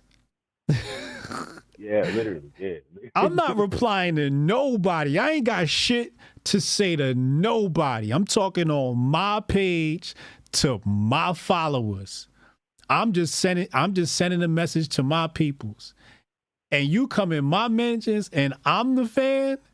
I'm not going to nobody else's page like, no, you're wrong about Kendrick. I don't give a fuck what you say. Everybody knows the truth. Kendrick caught a body. He caught a body. I was wondering, what do you think of? Because I know you said you don't really care, and I don't either. I've been trying to explain people to this because I watch battle rap. Mm-hmm. I've been trying to explain to people this shit forever. Like, yeah, like right now it's more of an optical thing. Like if it comes out down the line that somebody was just straight up lying, then it'll maybe be changed to somewhat. But what happens now is what happens now. It's like, when the battle is over, some shit gets exposed like after the fact that it wasn't true or not, but the initial impact never changes. Like you're not gonna reverse that away. So it doesn't matter whether any of the information was really fake or not, or who set who up. You heard that shit. Like he set him up narrative is really like the funniest shit to me. I'm like, if anything, I only want to see confirmation to see who's telling the truth about the setup thing, because if Drake is lying about the setup thing, it's even funnier. It's even more of an L. He told on himself in the record. He contradicted himself. He said, yo, it's whack that you use this stuff. And oh, by the way, I'm the one that put it there. But you defended yourself. That makes no sense. Like you completely contradicted yourself. I know, yeah, that shit. Like every record, Drake contradicted himself and like nullified his own record. I'm like, yo, you killed the record for me. You was doing good, and then you nullified the record. Like when I was listening to the record, you could tell he lost his train of thought when he brought his moms into it. I was talking to moms today. What? Well, that one, I'm not sure. Okay, hear me out. I think that one might have just been like a lie. Like, like a lot of the stuff you said, like exaggeration. I think he really saw his moms. Just to do the whole mother eye thing. No. He tried to make a vibe. No, he really saw his moms. His moms came to see him. His moms came to see him. I don't doubt that either. Honestly, I do believe that, because after that kind of stuff come out, yeah, she probably gotta. Your moms is probably gonna hit you up after that. It was terrible. It was like, I was like, damn, you gave up. You gave up, Drake. You gave up. Yeah, I mean, I was very disappointed. And I was disappointed. I was disappointed he gave up because I wanted more K-Dot music. It was a very selfish reason, but I wanted more K-Dot music. Well, I think we might get another track, but it's not going to be, if there are any shots taken, it might be a couple, but I don't think it's going to be directed towards Drake, because he was hinting in his songs, right? And they said he said he might have had some of this stuff prepared like a month or so ahead of time. Mm-hmm. He's kind of hinting in his songs that this is an industry thing, like the Cat Williams line and shit like that. Mm-hmm. Like, he might be about to expose shit in the industry, and this beef was one of his ways to kick it off. So if he really dropping an album, he might have some more shit to say about people other than just Drake. Because even Top Dog was talking about, we see who showed their hand, and they said he got one more coming. So it might not be just for Drake, but it might be something else coming to actually give a little bit more weight to some of those accusations and put a bit more of that stuff in context. Mm-hmm. The last thing I say though is on the lyrical tip. Kendrick is lyrical. Yeah, he's definitely lyrical. I mean, I think that the thing about Kendrick is that he's so good at crafting things that even the people who don't get maybe the hidden meanings shit behind his music will get the surface meaning. So he's so good of a lyricist that he's a good lyricist and a good songwriter, because those are two different things essentially. Yeah, you can be a great lyricist and be a terrible songwriter. Correct. Right? But if you're a great songwriter and a great lyricist, you're almost unstoppable. Yeah. And that's what Kendrick has. That's a skill that Kendrick has. So and as far as just being an artist, like his artistry is top. Like even as far as his music videos and shit, like the man is an artist. The people even compare him to Drake. Like I'm sorry, like Drake is a performer. That's all. The only thing I see him as. You know, I sing, rap, and dance myself. So when I see somebody like Drake, I'm like, well, he can't even really sing. He can't really dance. So I don't know why we comparing him to Michael Jackson. Right. All he can really do is perform other people's stuff. Right. Sounds like it's funny at him. I mean, he can write. You know, he does some of his own writing and whatnot. But you know, anybody can. So that's all I got to say about that. I appreciate you, man. Well, good words. Good words. Hotep and Bill. Shout out Tari on the call-in. This is the Met Gala. Anytime the Illuminati has an event, you kind of want to pay attention. You know, some people say, oh, you got to ignore the Met Gala. No, you have to pay attention to their events and their symbology. So what do we see here, chat? It looks like some plants along the side here. It's green. You got some green. What do you think they're trying to say, chat? Let's see if you guys get it right. Let's see if you guys get it right for a chance to win 1 month supply of Apex. 1 month supply of Apex. What am I thinking? What am I thinking, chat?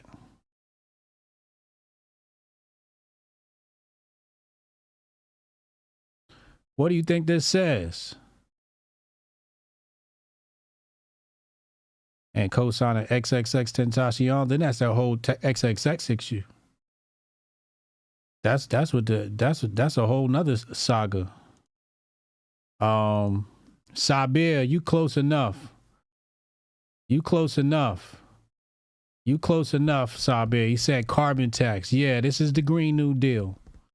This is the Green New Deal. That's what this is. This is carbon tax. This is Green New Deal. Okay. That's what this is. This is also the sprouting. This is also the beginning, the renewal of a cycle. Remember we talked about cycles earlier? This is the beginning of a cycle. Okay. Sprouting. New plants. New plants. You talk about industry plants.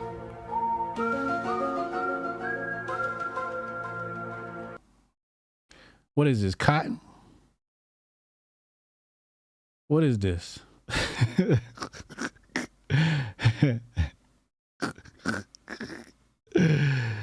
Oh shit. Let's go back. Let's go back. Let's get Cannon in here. Let's get Cannon. Cannon's gonna call in. What else is trending? Hopefully we don't stand on any landmines. This fucking app. Qatar is trending. Why is Qatar trending? Breaking. Hamas confirmed to Egypt and Qatar that it agrees to a ceasefire agreement. Israel continues to bomb Eastern Rafah. Hamas said, hey, man, all right, you got it. No acceptance from Israel yet. Here go Charlie Kirk. Charlie Kirk said... Call from...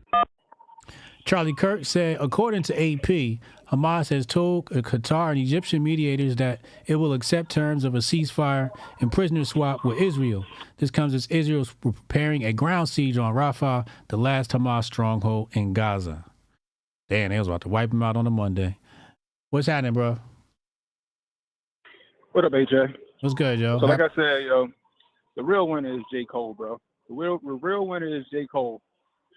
He snuck out of there quick. Somebody said he got word. Somebody said somebody tipped him off and said, yo, Kendrick is not playing around. You might want to get out the way. He saw that ass whooping coming a mile away. He's like, you know what, yo, I apologize for whatever I did to you. Look, J. Cole know he probably was, because you know how J. Cole moving now. He might have been doing some dirt back in the day that Kendrick might know. Yo, Kendrick on a tear. He was like, you know what, nah, homie. You know what, yo, you got it. I apologize for whatever I did. I'm going to go ahead and bow out. You would have thought Drake would have got the hint when J. Cole bowed out. But Drake, he was feeling himself flying too close to the sun. And Kendrick, like I told y'all, Kendrick came out with that Section 80 vibe and just been wrecking shop. He been wrecking shop. I said that early in it. But also at the same time, I think this could be a play too, because like in the song, what's the song? He said, what he say? They like to argue the hardest MC. Is it K Dot? Is it Aubrey or me? They did that song. He did that song with him like back in like 3 or 4 months ago. Yeah. So I'm like, here we go. Gonna be a battle coming up, and then sure enough, there's some foreordained events by J. Cole, and J. Cole's like, let me get up out of here. Let me get up out of here. Yeah. I ain't fucking with this nigga. This nigga crazy. Yeah, but they tripping, yo. Strong Dad, right? These little niggas out here wanting to slap their hips to a diss track. They out here want to rub their stomachs and slap their hips to a diss track. Yeah, like what are we doing? You know what I mean? You supposed to get pumped off of that. I remember the slap DVDs. The who? You know what I mean? You remember slap DVDs? You mean Smack? That's slap. Smack DVD. That's Smack. Smack. The Smack DVDs. Yeah. You know what I mean? Yeah, come on. This is what this is harkening back to, in my opinion, right here. Kendrick is not playing, yo. He is not playing. He going for everybody's neck, and anybody can get it. Anybody can get it. Yeah. But this is my question, right? And I'm gonna take up for the mixed kids out here in the street. I ain't no mixed kid, but I'm taking up for the mixed kids. So all the mixed kids right now is like, God damn, we can't even say nigga no more because Drake done messed it up for us.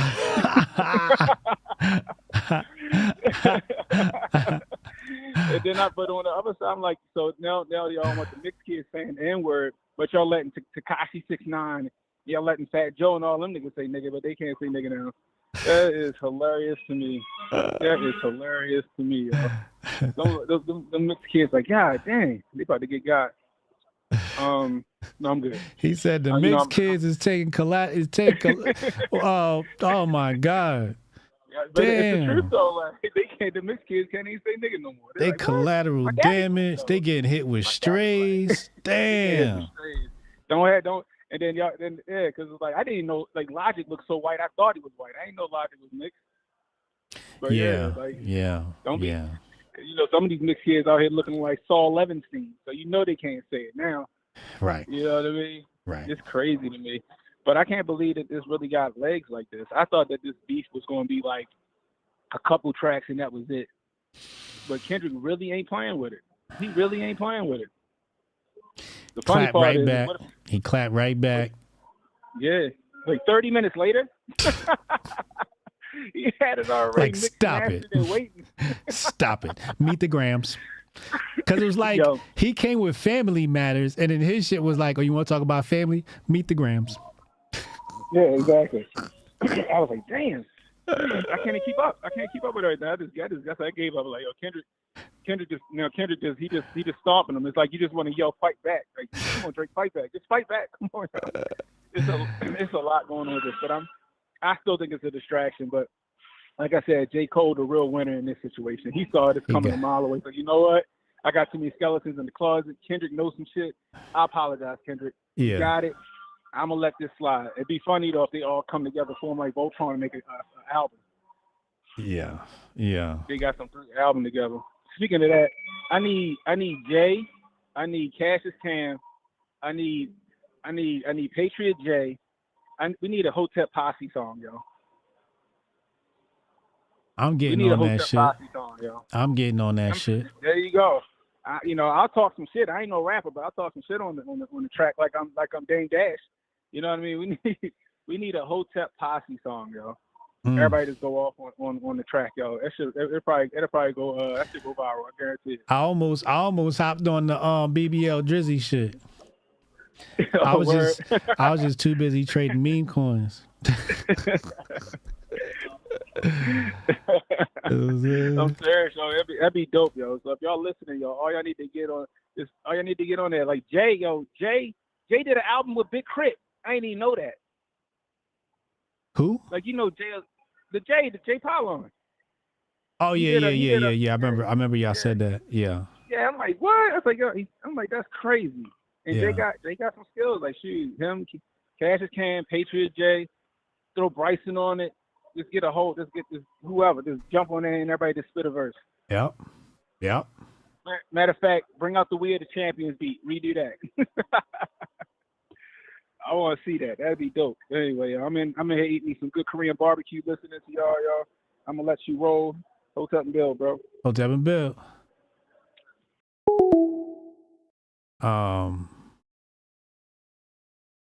Shout out to Cannon. That's Cannon. Make sure you subscribe to Cannon channel, youtube.com/Cannon Hotep.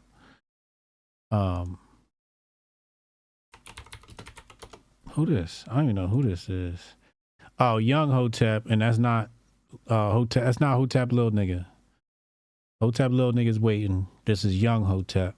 These is two different Hoteps. Leave Bryson off that shit? Come on, Goldstein.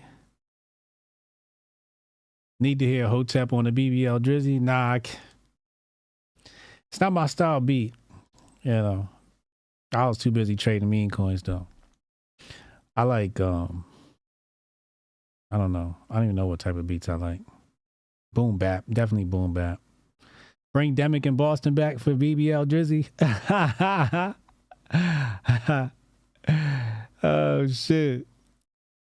Now when we come back, it's gonna be crazy. When we come back, it's gonna be over for y'all. It's gonna be over for y'all. He's gonna make a freestyle on it. Yeah, I'm telling you right now, Daddy Boston would have been all over that record. I'm telling you right now. Call from Keith. Yo, what's good, bro? Yo, what's up, bro? You can hear me? Yeah. Yeah, what's up, man? How you doing? I'm good. What's up, man? Hey, so I'm gonna keep it quick. You know, I'm out running errands and shit. Yeah, man, fuck Drake, man. Like, Kendrick definitely whooped his ass. I stopped liking Drake after that. Take Care. After the Take Care joint, you know, he fell off to me. Take Care was his best album. Yeah, it was. Yeah, undoubtedly his best album.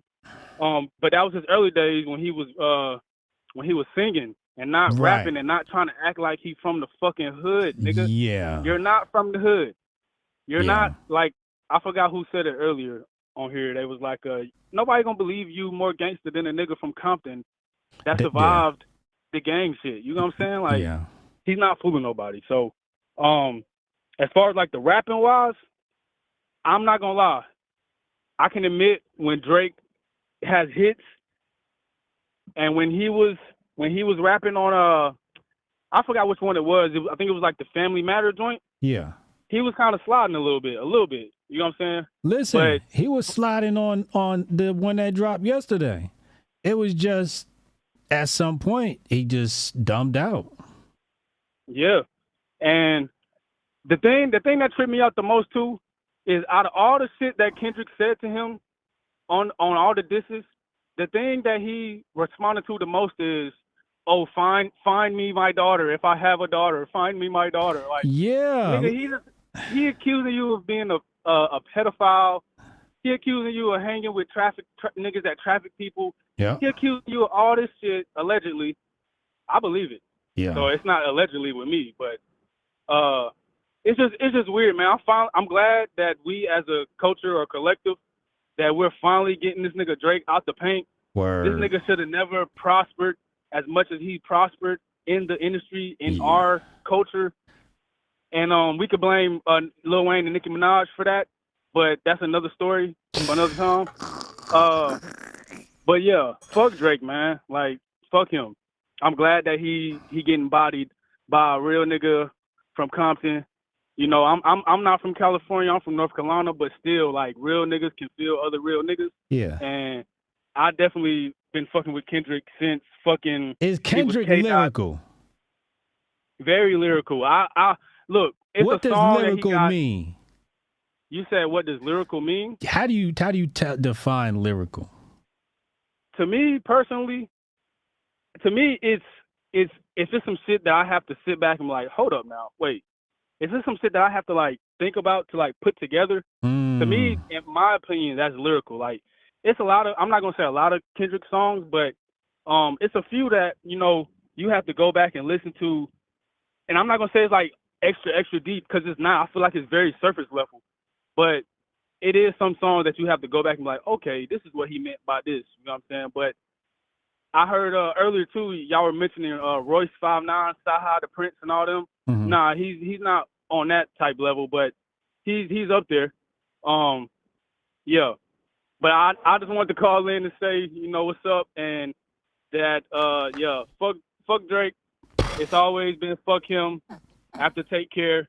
He a bitch. and we're gonna be dancing all summer to fucking Not like us. I don't forgot. Yeah, not like us, because he's not like us.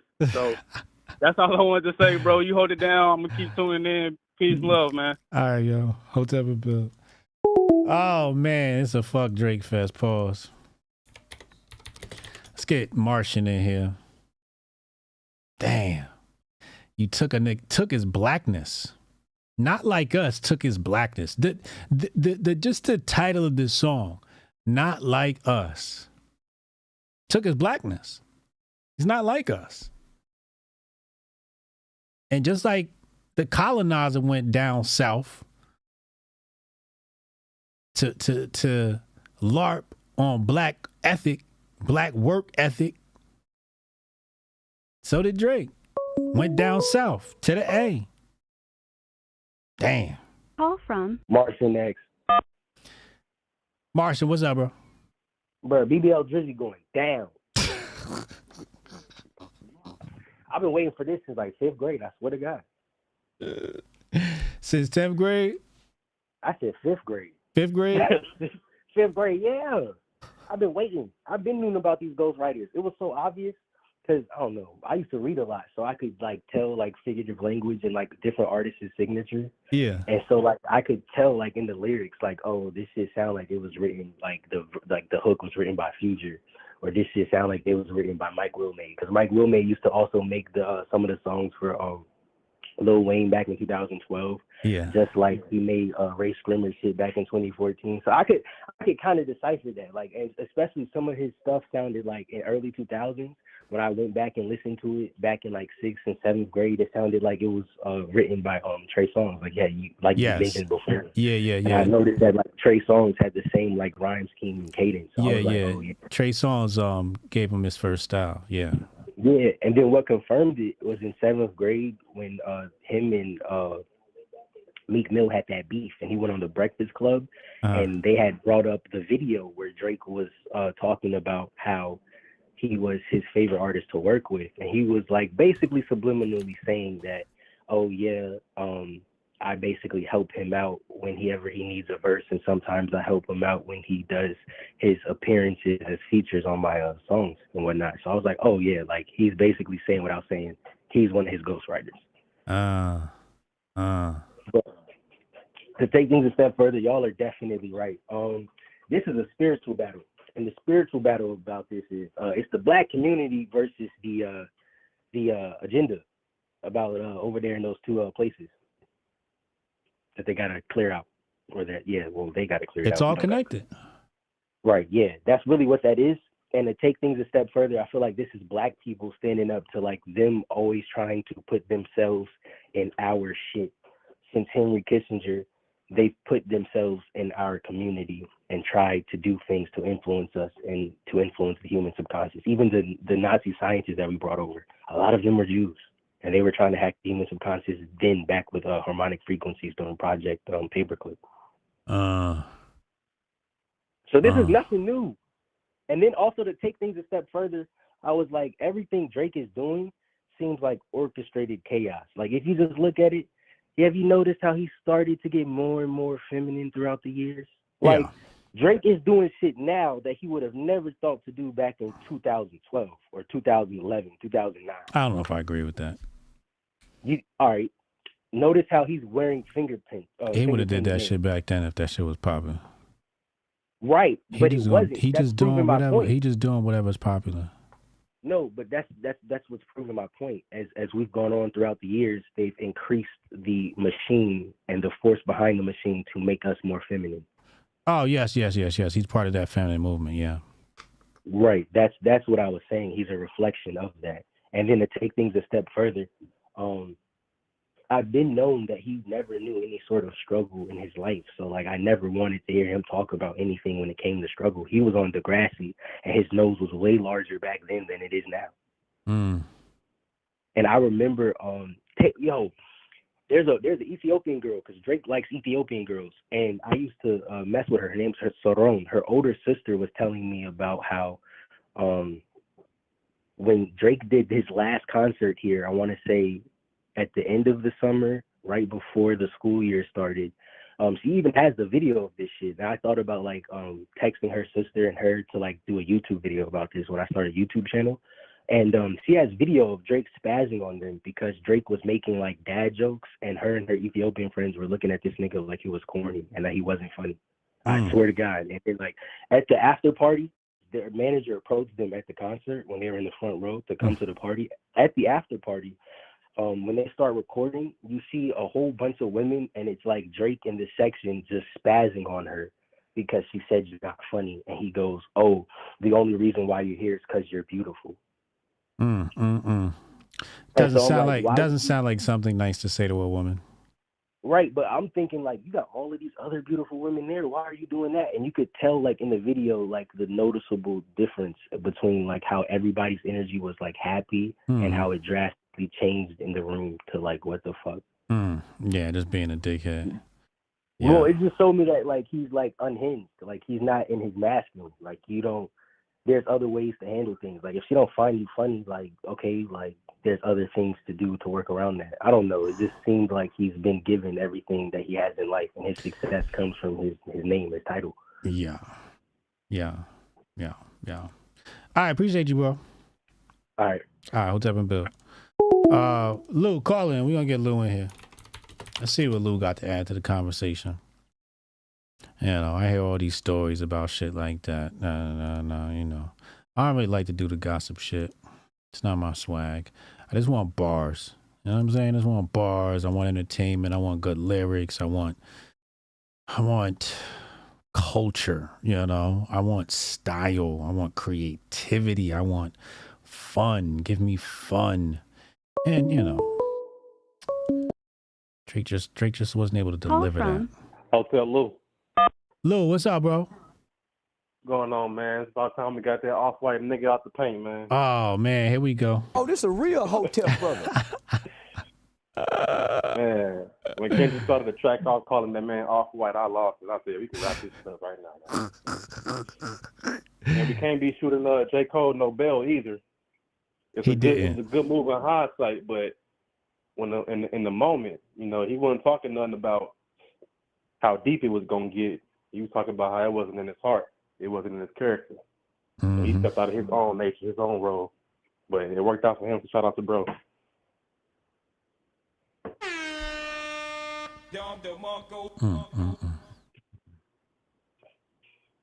Yeah, man. Drake is just one of them guys where like I grew up on. Oh shit! We good. My baby boy tried to roll up the couch. Oh shit, man! Baby almost died. Goddamn. Had them father reflexes. Caught that little nigga. Shit, but Drake one of them dudes, like, if you a man, like, once you grow up, like, at a certain age, you realize, like, he ain't really, like, an authentic person. Like, he dropped Views 18, and I ain't listened to that nigga since. I'm 26, 2 boys. Yeah. I always wanted Drake to just sing. I'm like, what is this rapping stuff? Why are you rapping? Can we just sing? You know, can we do Take Care again? You don't ever have to worry. That was my shit. I used to listen to Take Care on the way to work. Yeah, I don't even want him to make that shit no more. I think that same summer, what's the name of that? That 50 dropped a mixtape. He dropped a mixtape that same summer, something 50. Blue cover. It's not on streaming platforms. I wish, you know, there was some place. I could probably find it on the internet somewhere, but I was looking for that to listen to. That was an amazing summer. And yeah, like you said, rapping Drake is just, I don't want to hear, to me, it's like, I can't listen to women rap. And because, you see what I'm saying? Like, I'm not going to listen to Nicki Minaj, Meg Thee Stallion. I'm not listening to women rap. I'm not a woman, so I can't relate. You know? Yeah, for sure. So, and that's how I feel when I listen to Drake. It's like, I can't relate to this shit. This shit sounds soft as shit, you know?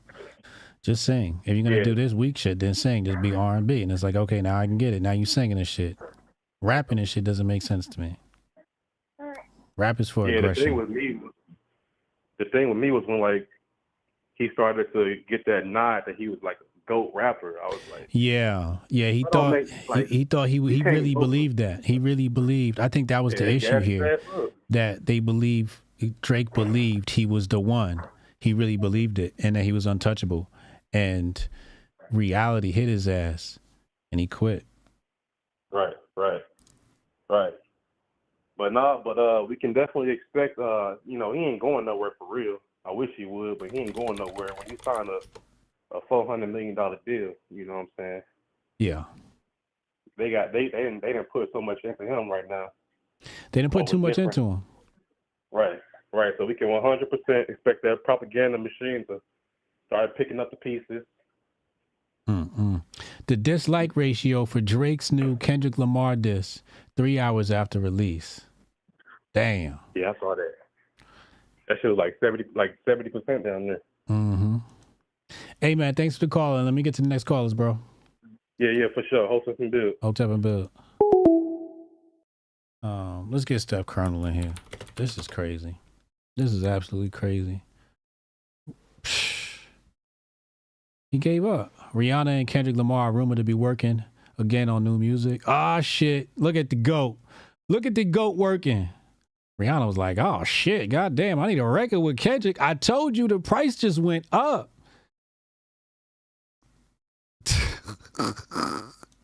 The price went up. The tours, the endorsements, the collabs, partnerships.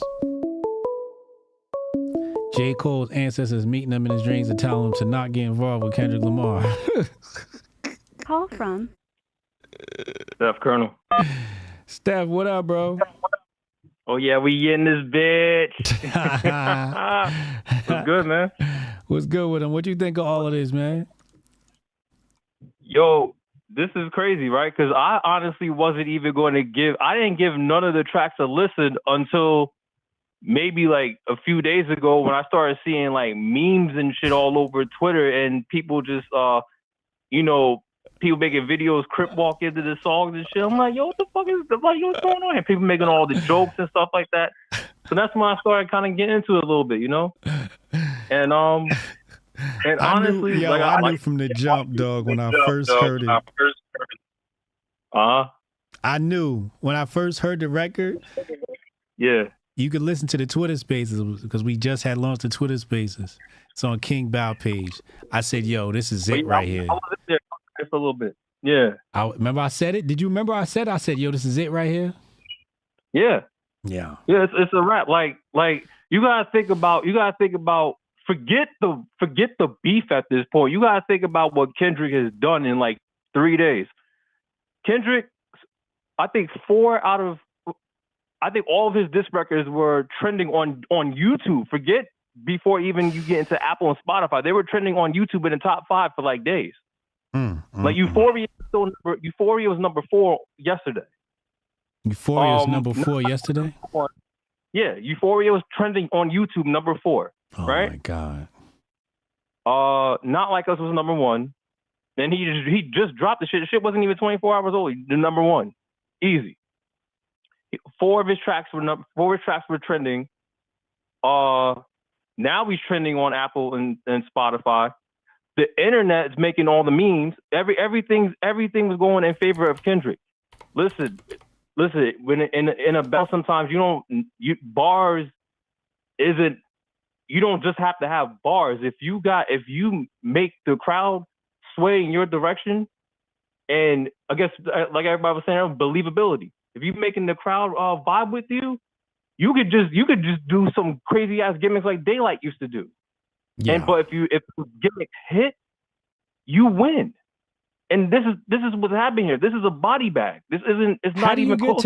How do you get to the YouTube trends? I don't see no trending on here. I think in YouTube you just gotta go to the trending tab. But that was trending yesterday. I'm not sure what it's looking like now, but I'm sure 19 million views in under 24 hours. He still gotta be at least number 1 or 2. You know what I'm saying? So, yeah. Kendrick Lamar he got YouTube on lock. He got Apple and Spotify on lock. If he drops a video for this song, it's a wrap. it's already a wrap, but it's just like cemented because West Coast is gonna go nuts the whole summer. They're gonna go fucking nuts. They're gonna play that record out. Yo, You know what I'm they got they done put Academic's face on Kendrick's head. Yo, this shit looks crazy, yo. Yo, it's what I'm saying. Look what Kendrick has produced for the culture. He has everybody going nuts. Mainstream media picked it up. Elon Musk tweeted about it. You know what this is equivalent to? Back in the day, when Loaded Lux battled Calico on Summer Madness, and after the battle, Jay-Z tweeted, "You gonna get this work." Yeah. Remember that? Yeah. So this is the equivalent of Jay-Z tweeting him out. Like it's over. Right. It's done. It's a done deal. I just like it for the whole camaraderie, and also too, people were pointing out that ever since the beef has been going on, all the bullshit you see on Twitter, you haven't been seeing it. You haven't been seeing like the sex bots. You haven't been seeing like the race grifters. You haven't been seeing a lot of the wild shit you normally see on there. And so it's like rap beef has brought everybody together to a point where now nobody is talking about the real dumb shit, you know? Right. So this event that's been going on for a few days has played out. It played out for the better in more ways than one, man. And listen, like I said, I'm always here for the memes. I love a good run, and I like I said, I don't know what more is to come, but again, speaking from an unbiased perspective, Drake doesn't have a chance. He needs to retire. Drake needs to go back to Fall For Your Type Drake singing. Make this go back to that. Even though let me see. I don't listen to Drake like that. Like if I listen to Drake, honestly, the only song I really like get with is Grammys. And that was almost 10 years ago. So we got Grammys with Future, and then what else? Worst Behavior. I like Worst Behavior. We like when it's mood music. You know what I'm saying? Yeah. But other than that, like you gotta go. For me to say like Drake put out some fire, you gotta go back, yo. Drake, like everything now is whatever. And maybe because it could be me getting older too, or it's just I'm just not interested anymore. But it's just like nah. I agree. It's a rap for him. It's a rap for him. He need to pack it up and go back to singing. Point made. I agree. Appreciate you, bro. You got it, man. Hotep and Bill, bro. Hotep and Bill. Spotless caller. Let's listen to this clip. Why you all snitches? Why you niggas snitching on my ass like crazy? Niggas are snitching on my ass like crazy. Snitching on my ass like mad. You niggas snitching on my ass like crazy. Snitching on my ass like mad. What have I done to you all? I mean, what have you stand to gain when you snitch on me? Why? I typed in new Kendrick into the search bar, and Drake lost it, so over. Kendrick Lamar Duckworth is the new king of rap. Yeah. Call from Spotless Cronkite, hip hop correspondent. Yo, Spotless was good, yo. What's the word, man? What you make? What? Peace. What you make of all of this, man? Yo, it's a glorious battle. You know, it was beautiful to watch. Kendrick definitely jumping up and down on him like a trampoline. Like what's the basketball nigga that went viral last 2 years ago? Where the nigga was saying he was gonna fight Matt Barnes. He was like he jumping up and down on Drake like a trampoline. It was good. All of the each blow from each of them paws. You know what I mean? I was like, oh, what he gonna do now? Like, but Kendrick got the wave of the people. He got the culture with him. I think Kendrick got the fair weather fans and his fans. I think Drake only got his fans or whatever. You know what I mean? Yeah. In Dragon Ball Z terms, which I put things in sometimes, this was Frieza versus Goku on Namek when it was about to blow up, and he just hit him with the Spirit Bomb. They not like us with the Spirit Bomb. He got him. You know what I mean? And I think Drake needs to do a little hiatus. I feel like he gonna. I think that he's gonna go away. His advice is gonna advise him. He's gonna dig in the Talmud and think about what he got to do, and he's gonna go away, and he's gonna come back with like a acoustic guitar and shit, with his braids out, acting different. His facial hair gonna be different. He's gonna try a whole new lane. He's gonna be singing and like patting on his guitar. His vibe's gonna be totally different. He's gonna try some new shit. He better go over there and drop a country album, be a cowboy.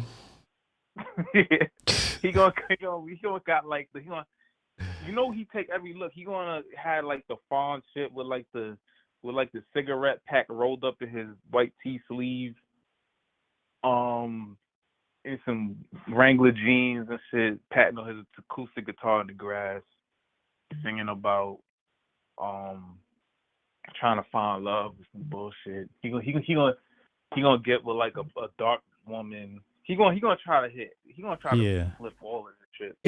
Is Kendrick Lamar lyrical? Is Kendrick lyrical? Yeah. Oh hell yeah. Hell yeah. Yeah. Kendrick got all of the. He got everything in the bag. So he just choose. People get off put, I think, by Kendrick because he do the alien voices. He do the singing thing. Like, but when he wants, he start jumping on your head like with the pause with the.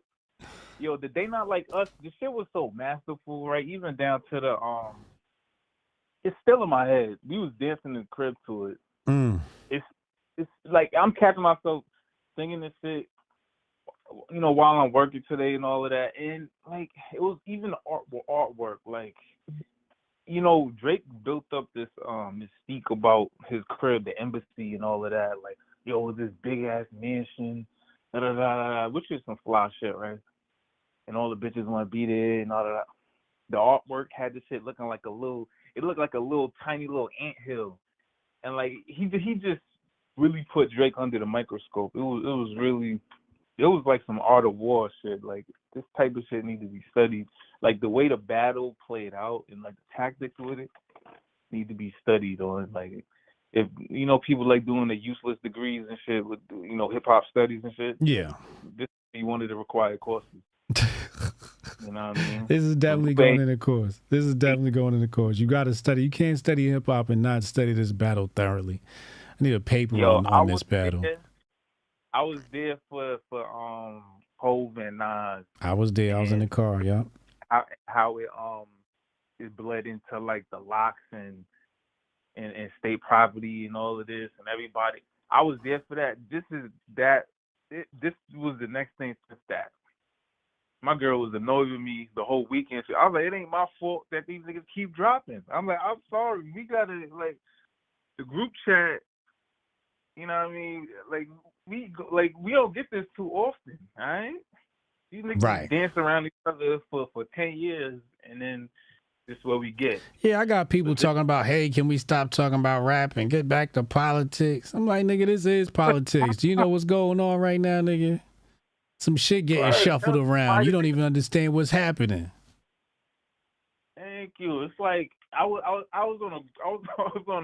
had a meeting. I work from home today. I had a meeting. They talking about legal strategy, all kind of shit, whatever. They're like, anything else anybody want to discuss? I halfway wanted to ask them small hat motherfuckers if they been keeping up with the Drake and Kendrick beef. I was like, damn, this is everybody this is. Top of the word. When we talk about that, I don't want to talk about legal strategy. Let's talk about that they not like us. Facts. But let me ask you this: at any point, did you feel like Drake had him on the ropes? No. Okay. Not never. Okay. Not never. Okay. Because I'm gonna tell you what happened. I'm gonna tell you how I felt when each one came out. When he dropped push-ups, I was like, what the fuck is that? Okay. Like, okay, you're basically accepting a battle. All right, so it's gonna get heated up from here. Then what came out next? What came out after push-ups? After push-ups, then he dropped the AI track. Thank you. Then he dropped the AI track, and what the fuck was that, right? So then what came? Euphoria? I believe so, yes. So then Euphoria finally drops, right? And I'm listening to Euphoria, and I'm like, oh shit, Kendrick about to kill this nigga because he's taking his time. Yeah. It wasn't like this nigga said, I'm going to make a diss record. No, I'm on a campaign. So the first record, I'm like, oh, okay, I see what he's doing here. He taunting them, he's haunting them, and he's baiting them. I was like, okay, this is debate. And then Drake's gonna drop, then he gonna mollywop him, right? I don't know if you remember seeing me call this. So at no point did I think he was on the ropes, because when Drake dropped, I'm like, oh, he did the single thing. And I looked at people's reaction and I was like, it didn't look like it took off. And then before people could even like really form an opinion as a group, Kendrick dropped. And he hit him right away before we could even, you know what I mean? Like, for me, it seemed like right away, because I had just heard the Drake joint. And I was like maybe 19 minutes late to the Drake joint. So so Kendrick, for me, dropped 10 minutes later. So I was like, man, fuck this Drake shit. We on to the next record. So I didn't have time to feel like he was on the ropes, especially when I heard the record and I knew he got baited. Well, he dropped the video. And you know, I thought, you know, I think he thought he got very confident. He was posting on Instagram, you know, God of War and all of that. And I'm like, I don't think you want to do that. So then when, you know, Not Like Us dropped, I was just like, I heard it immediately. I was like, oh, this is it. This is the nail in the coffin. Let me ask you, do you think, well, I said before I ask you that question, I think in the mind of, like I said, the people, I guess, general consensus is that Kendrick won, obviously. Do you think he's gonna clear up, or he should speak on the No. what Drake is saying about his baby mom? I don't think he should, because I don't believe you should even. No. He using for what? The tactic. That's the same tactic that made Drake lose. Yeah, like I'm not addressing nothing. I'm not addressing that bullshit. You know how much shit niggas say about me online? I'm not addressing that bullshit. That's where Drake fucked up. He was addressing that nigga. He was on the defense. I'm going full offense. You know what I mean? You just putting light to it. You know what I mean? It ain't really no point. I'm sure all of this, because I'm sure they knew what they was going to come try to hit him with. So I'm sure, you know what I mean? Coach Shorty, I say nothing. Boom, boom. Say nothing about nothing. That's it. Yeah, I ain't saying, like, fuck out of here. I ain't explaining myself to these niggas. I don't know these niggas. Just like that chick last week that got accused of cheating on her husband, right? And did she, everybody's like, she sure as hell ain't spend no time clarifying nothing. She said it. I ain't clarifying shit to these niggas. I don't know these niggas. And I kind of feel that. Feel that. You know? Smart. Yeah. You kind of hang out of what he's saying. Well, that was intelligent. I think Drake is also smart. He ain't take the bait. I know Drake was hoping that he attack him on some angle of some Jewish shit versus, you know, Hebrew Israelite against Jewish, that type of angle. Yeah. Palestine, Gaza. He stayed clear all of that. He ain't mentioned none of that, which is smart. Right. No, Kendrick's been playing it smart. He read the room. Absolutely. Yeah, and you know Kendrick, he be having some crazy visuals with the way he dropped. But if he dropped a video with Not Like Us, bro, I'm telling you, it's over. It's over. I'm telling you, gonna have to come back, patting on his acoustic guitar, making a song. Pack him up. 2 years. Packing him up. I don't know, but like Martian said, they are like, I think he probably like a year or two into that deal that he signed, and them landlords got their hand up his ass. So they gonna like you gonna have to do something, bro. I know that house ain't paid for. I would assume. Yeah. He got debt. You got heavy income. You got heavy debt as well. Yeah. So absolutely. All right, yo. I don't know. Yes, Hotep and Bill, y'all be easy. Yes, sir. Hotep and Bill. I'm ready. I want to listen to this clip real fast before I get out of here.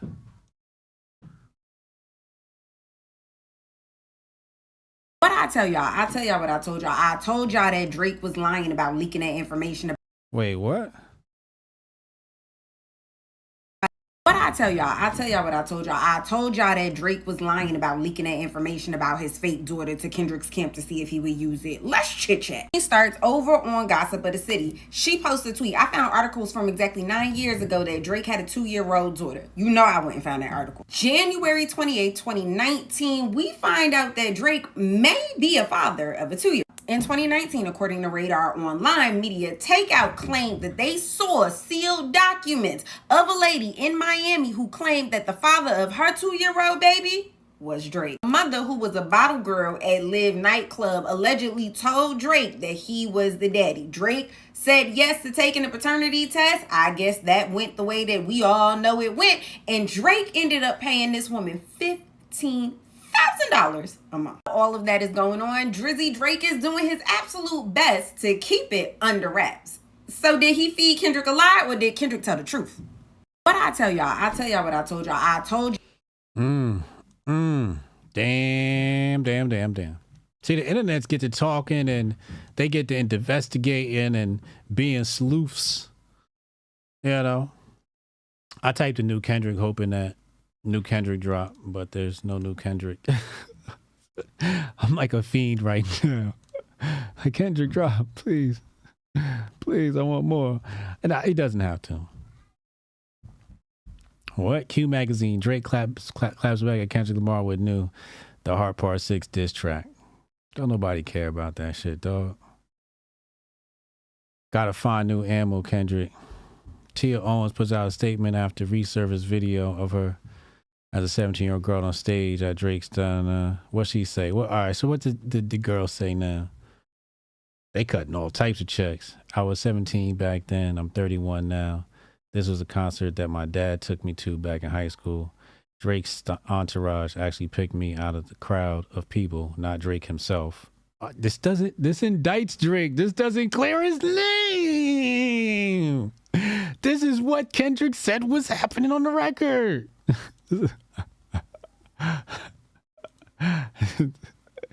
Yeah, they'll take the shit that indicts a nigga and say it absolves him. By the way, performers always bring up fans on stage as part of their show. No, that's not true. It was nothing then and still nothing now. Now that I have cleared up these fake narratives, I'm going back to study for my law school exams. Wish me luck. It's purely a stage act. Yeah, that's what they tell the Disney kids when they be touching them in the butt. Man, let me get out of here, man. I'm back tonight, 10 p.m. Eastern time with Uncle Hotep. Patreon.com/HotepsBeenToldYou. We're going to be live over there. I'm arguing with him about this Drake shit. He a Drake stan. I'm about to annihilate him tonight for an hour. Make sure y'all go subscribe. Patreon.com/HotepsBeenToldYou. Hotep's Been Told You 2.0. That link is in the description box below. Don't forget, Men of Water. Get your flow packs. Is half off right now for Mother's Day. Half off right now for Mother's Day. Make sure y'all go out and y'all go get that. You hear what I'm saying? Take advantage. Coupon code MOM at menofwater.com. Go get your subscriptions, get your testosterone supplements so you're not out here acting like Drake. Half off only till Sunday. I'm out of here. Be well, stay merry. Tell somebody in your family that you love them. And as always, Hotep and Bill. Welcome to the 4th annual Grifties and the first ever live Grifty Awards. And now for your hosts, Uncle Hotep and Hotep Jesus. Yo, no George, but I can't even breathe in this joint. That's fucked up. He working on that Coon of the Year award. Black people, am I right? We've got some great categories tonight, including athlete. We'll say what's up to your dad. Season's COVID-19. Who did you want? Hamlin? Hamlin's a sleeper. Hamlin's a sleeper. Female, musical, celebrity, people's political grifty, the Hall of Fame, and a surprise category. Y'all see we professional, we got the teleprompter and shit. And of course, the one everyone is waiting for, Grifter of the Year award. From podcasts to movies. DJ Protocol. Yeah, DJ, that's the time to do it. This is not a grift. I really think Lil Nas X is a gay demon. How dare you? Unlike most modern award shows, none of these women have penises. Women shouldn't speak anyways. Y'all picked the blackest room for a black. Paint the walls white so I can see y'all next time. All coons looking like to me. Some of you white people too. Some of y'all look like you came from 8 Mile. We're halfway through, no one's been shot yet. But I'm going to say at the Grifty Awards, there's only one person more arrogant, more self-assured than me, and that's Hotep Jesus. Grifter of the Year. Clap it up for old Uncle Hotep. Hopefully my kids will watch this and be inspired and stuff like that. Fuck them kids. I'm looking for my wallet. I'm like, oh, thank God he didn't take it. Thank God.